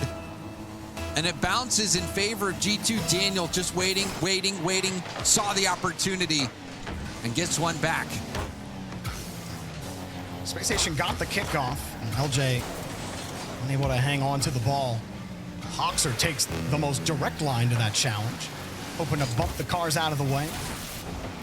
Hoxer back in his right corner as G2 look for a way towards the box. Daniel up high in stride, still had his flip, beast mode. A little too high. LJ not a ton of boost. Hoxer gets in the way, and they needed that. LJ breaks out. Chicago needs some boosts. He has to rotate back quickly, though. Space Station aren't able to really possess just yet. Beast Mode, another touch. LJ's got a full tank, but they're still looking for a real clear. This one taken away. LJ keeping it close. Chicago, no boost, and it's dead. Oh, what a pinch that was. Hoxer still getting a piece of it. Daniel was thinking that he might miss. But Space Station has been struggling to get boost. G2 was doing a great job locking them down. Looks like we're positioned for overtime unless we have more last-second fireworks. Boomer downfield, Chicago. Oh, wow, Atomic somehow gets that out in front of the box. Still hanging on to it, and we do indeed go to overtime. Victor takes the other to match point. Space Station.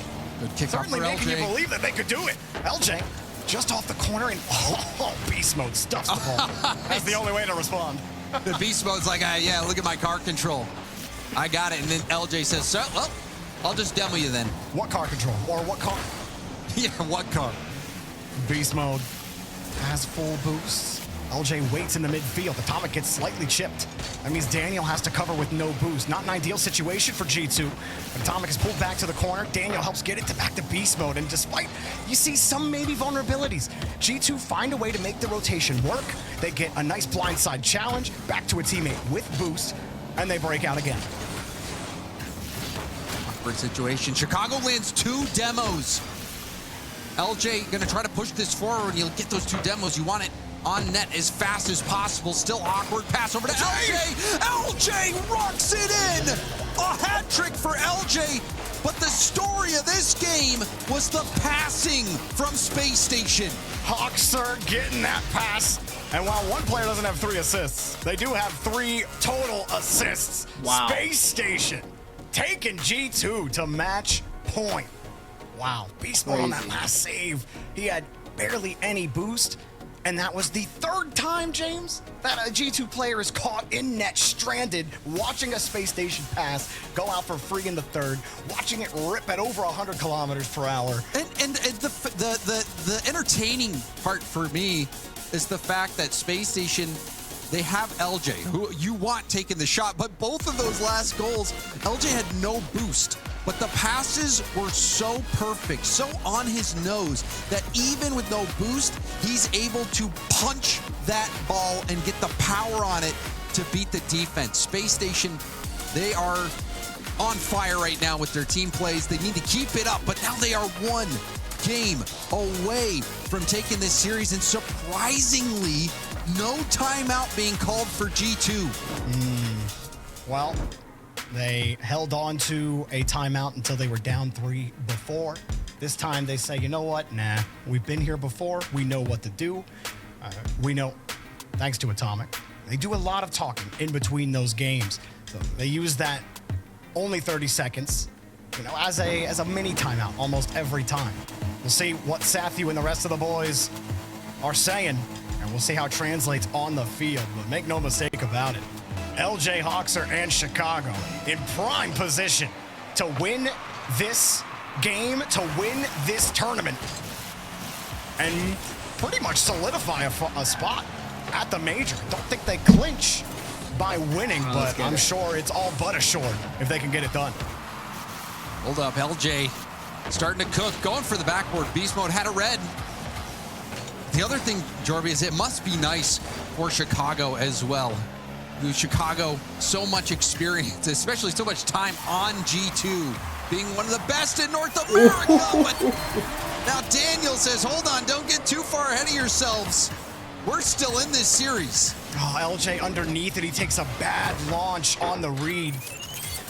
I don't know exactly what he was thinking, but either thinking Daniel was closer and that ball was going to be hit down into him, trying to cover an angle, but because he was coming from a height and kind of away from him, LJ honestly took a bad launch at the ball, and I think that really ended up snowballing everything else. And it goes into the net again! Oh my. What? All right, I have to see this on the replay. There was a double commit by Space Station. They're out of position. LJ goes for it. Gets Hoxer and Chicago both expecting LJ to make contact on that ball. You talk about Chicago. The last time he was even in a regional open grand final was in Winter 3 from last season. He didn't win that game. They lost to FaZe, as many teams did last season. And oh my God, G2, please. What is going on with Space Station? What is happening? Hoxer tries to take it up. Beast Mode, no respect. No respect at all. Gets up and shoots it back on target. Dude, G2 Says, you know are what, Hoxer, that was too them right predictable. now. Try again.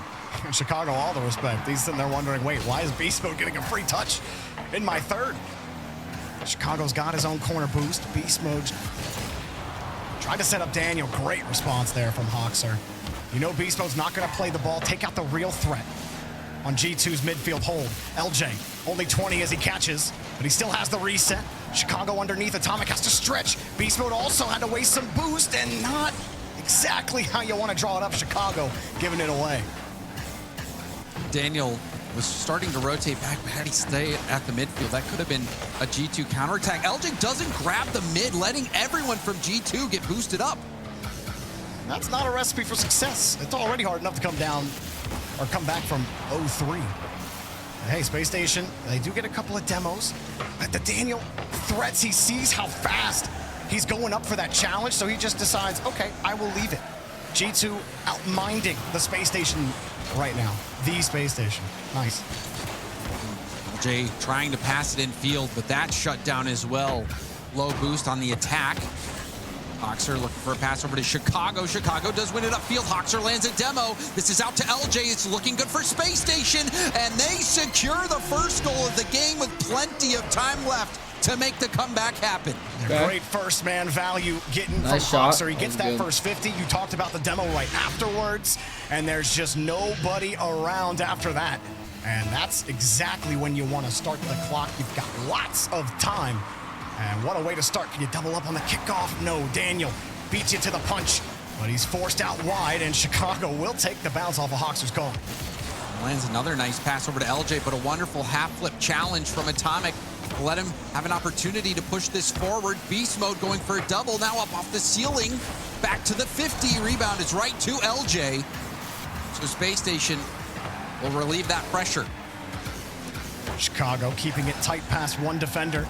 Beast Mode ends up not sticking his landing, and this opens up Chicago, but it's saved for now by Atomic. LJ squeezes through Daniel and cannot read Beast Mode's touch. Hoxer scoops it out, pass to Chicago, fakes the shot, has control. Where's LJ? There he is, just fending off a bump from Atomic there. G2 get the clear. But Daniel, he went way high. Hoxer didn't even have any boost. Now 2 commit from G2. They're starting to get a little sloppy.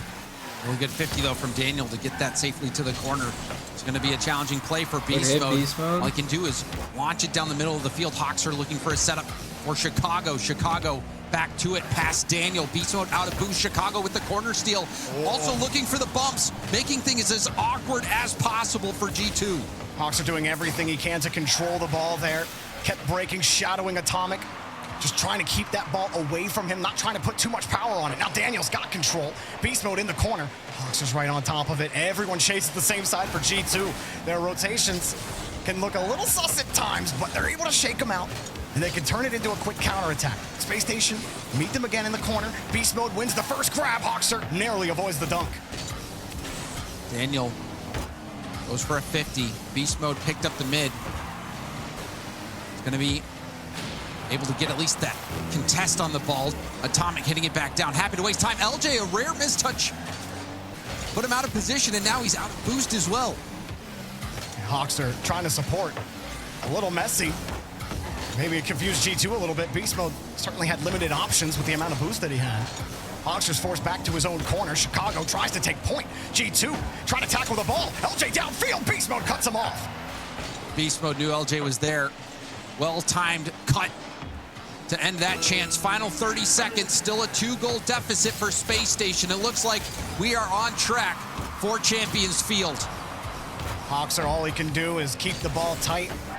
Maybe you get a goal with some time left on the clock. Maybe you can do something cheeky on the kickoff. Does look like G2 have this one locked down. Beast Mode too fast in the midfield. That's all LJ can do, kill it to the corner. Well, James, one semifinal goes 7, and the grand final are headed to 7. G2 weren't going down in 6. No, sir. Space Station will not pick up one for the road. We head back to Champions Field. G2, they are giving the fans what they want. Going 7 in their last series and now going 7 in these grand finals. Space Station, they had such a slow start, Jorby. They gave up those early goals and just never were able to bring it back. And now we have a timeout being called by Space Station Gaming prior to Game 7. This is a big game for G2. So while their World Championship appearance is not in question, their major appearance, G2 will probably be there. But the point is, if they win, they will at least clinch a tiebreaker game for the major. So major hopes, at least getting to play in for the major, is on the line here for G2. G2, they're as comfortable as can be. They're playing with house money at this point, Jorby. They've already had a final in Copenhagen. They locked up tons of points. They're going to be going to the World Championship. They don't feel the pressure as much as Space Station feels it. Space Station, who was robbed last major qualifier split, where they were trying to avoid Genji, couldn't do it. Felt like they were a top 3 team, at least in North America. Didn't have the chance to prove it. Now they've proven it, but they want even more. They want to prove that they are the best team in North America. Chicago wants to get that revenge against G2, an org that he played under for so long, had so many phenomenal moments, staring down Atomic, who won a major with him, now trying to fight his own way back to the top and take down his former org alongside Hawkster, who's had such an amazing story in his career.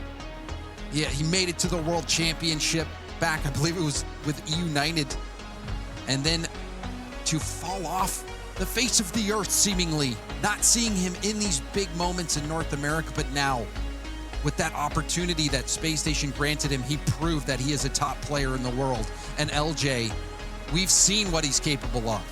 We know that Space Station has everything required to get over this hurdle of G2, but when it comes to North America, G2 has been a different beast altogether, Jorby.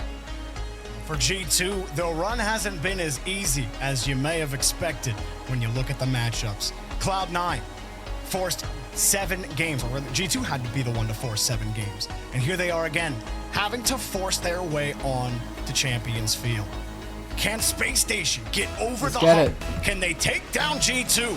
Or are G2 just the better team? Are they just the best team in North America? So much pressure on this early game, especially after the slow start from Space Station. This is a huge 50. Hoxer does well, but Chicago, there's a mid-boost spawns for Chicago, but Atomic there quickly to shut it down. Actually gets another touch, which throws Hoxer off. You know, if Chicago knows that boost is going to spawn in that moment, he probably jumps a little earlier too. So he got excited thinking, oh, I boosted. Just a little far off his line. Atomic gets back to his line and gets the follow-up 50. Actually, Hoxer, good job staying low. He gets to keep control. Beast Mode slips through, but the demo earlier prevents any follow-up from G2. Demo, the defensive half and a bump out of midfield. Chicago getting very physical very early. LJ shut down by Beast Mode. Hoxer goes for goal. Is that on target? It might have been, but Daniel is back in time. Chicago, the double tap pass. Oh. LJ couldn't get the double tap, and now Hoxer with a huge block. Atomic, no boost. Intense moment here. Space Station coming so close to scoring. It was about 15 seconds that Atomic was stuck in the middle of his team's rotation with no boost, and here comes Beast Mode! From the midfield! Yeah, heck yeah, Beast Mode. The demo last back, Beast Mode picking up a small pad. Had no time to waste with Chicago streaking back. Surgical precision from Beast Mode. We saw it earlier today with a shot from the corner. Under pressure, with a small window, Beast Mode will make it happen. Space Station fought hard to put this game on match point on Neo Tokyo, but G2 since that point have just dominated, running riot all over Space Station. Hoxer having to dodge the aggression from Daniel. Beast Mode setting it up on a platter, and it's another slow start for Space Station. G2 off to the races, and you'll wonder if they've got too much distance now on Space Station. Do they have the gas? Oh, it's a good pass. It's just gonna keep happening. Beast Mode finds the seam. Hoxer with no boost, hopes for a clear. Daniel pre-jumps him. LJ desperately diving, but he won't get his save. Atomic blows through. When your opponent is down, you keep on kicking them. G2 recognize that Space Station are reeling, and they are going in to finish the job. 3-0. We are not even 2 minutes in. Oh my Space Station goodness. fought their way from the undercard to the title card. Yet, it seems that the championship belt this is open too. Is tough to grab. I mean, Beast Mode almost tackles him. Daniel wisely pulls off and will be ready to receive, but Chicago downfield, trying to harass Daniel. It's not enough. Daniel too far off his mark, and Space Station are in the same exact position at this time that they were last game. Space Station are still in it. They cannot give up yet. They've got more than half the game to go. We'll see how they respond to this adversity. LJ, the slow pass over to Chicago, but a big block, a double commit from G2. They send the house, but they save it. Daniel recoveries. He felt that first shot coming, jumped, dashed right back down to the ground, took the save next time around, avoids the bump, and he doesn't even have to slow down. A hot hit from Hoxer. Daniel catches, got the 50 back to Atomic, and he will just keep the press, force it back to Beast Mode, running all around him, almost like a victory lap right now. Daniel to the left side. Whoa, Hoxer desperately keeping Space Station alive in the series, but wow. That looked like it was surely going to be another G2 goal. And if by some miracle Space Station worked their way back, that would have been a huge missed opportunity for G2. LJ looking again, but Hoxer has no boost. Chicago still rotating back. The touch quality deteriorating on this sequence. Beast Mode playing deep back, ready for those hard clears. G2 keep baiting them into the hard clears. A Space Station just not in position to do anything about it. Atomic gets pushed off the rock, back towards Daniel. No contact, leaves a perfect ball for Beast Mode. He won't catch Chicago out. Now is the time for Space Station. You only got 1:26 left on the clock, and you're getting deleted. At this point, Rocket League might auto uninstall if G2 keep hammering them like this. And if it's not an auto uninstall, they might uninstall themselves afterwards. And this is going to be another precarious spot, but Space Station survived for now. G2 are swarming all over the ball. They sense the blood in the water, Jorby. Insane how they just take over the lobby, James. Cloud9. For most of the series, it looked like, you know what? They could probably beat them right now.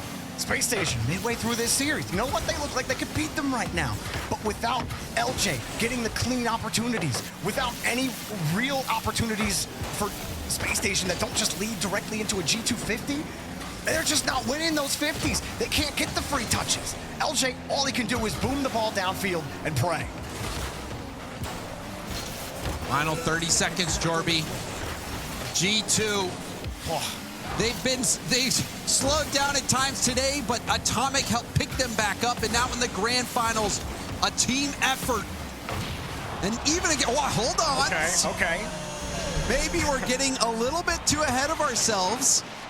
We've seen some crazy things this weekend with some 3-goal deficits. That's true.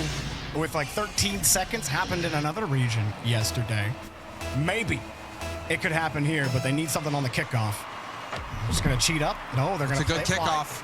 LJ gets the boost. He needs time on the clock. Beast Mode knows it. And he's not gonna let you do it for free, LJ. Chicago underneath. Beast Mode stuffs him.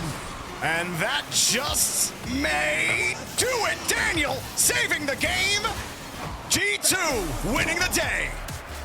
G2 taking down Space Station Gaming in Game 7. Coming back from behind. G2 showing you why they are Dude, champions. that was one of the best Even finals earlier I've today ever with seen in my Cloud9, life. where they were fighting their way back in. I had counted them out, but they I told you it was going to way Game 7 to win. That is what G2 does. They just find the way to win, Jorby. They dominated those last 2 games, James. It wasn't close. Space Station had no offense. And you see it's all smiles on the G2 half. Beast Mode's feeling good. You saw Sathu, wide open smile on his face. This team is just so good. No doubt they want that major performance back where they ran through the top of Europe, only to lose to Gentlemates in the end. They know that they could have beaten them in that series, and just showing how resilient they are even when they aren't playing well. I feel like every single time G2 aren't playing well, they still win. Like G2 playing at 1.5 man strength, James, is still better than your entire team. You say that, but when you say 1.5 man strength, Right, if either one of those men, if any of them are Daniel or Beast Mode or Atomic, then it's a lot of horsepower. It is a lot of horsepower, but back in the carriage, in the caboose, we have the desk.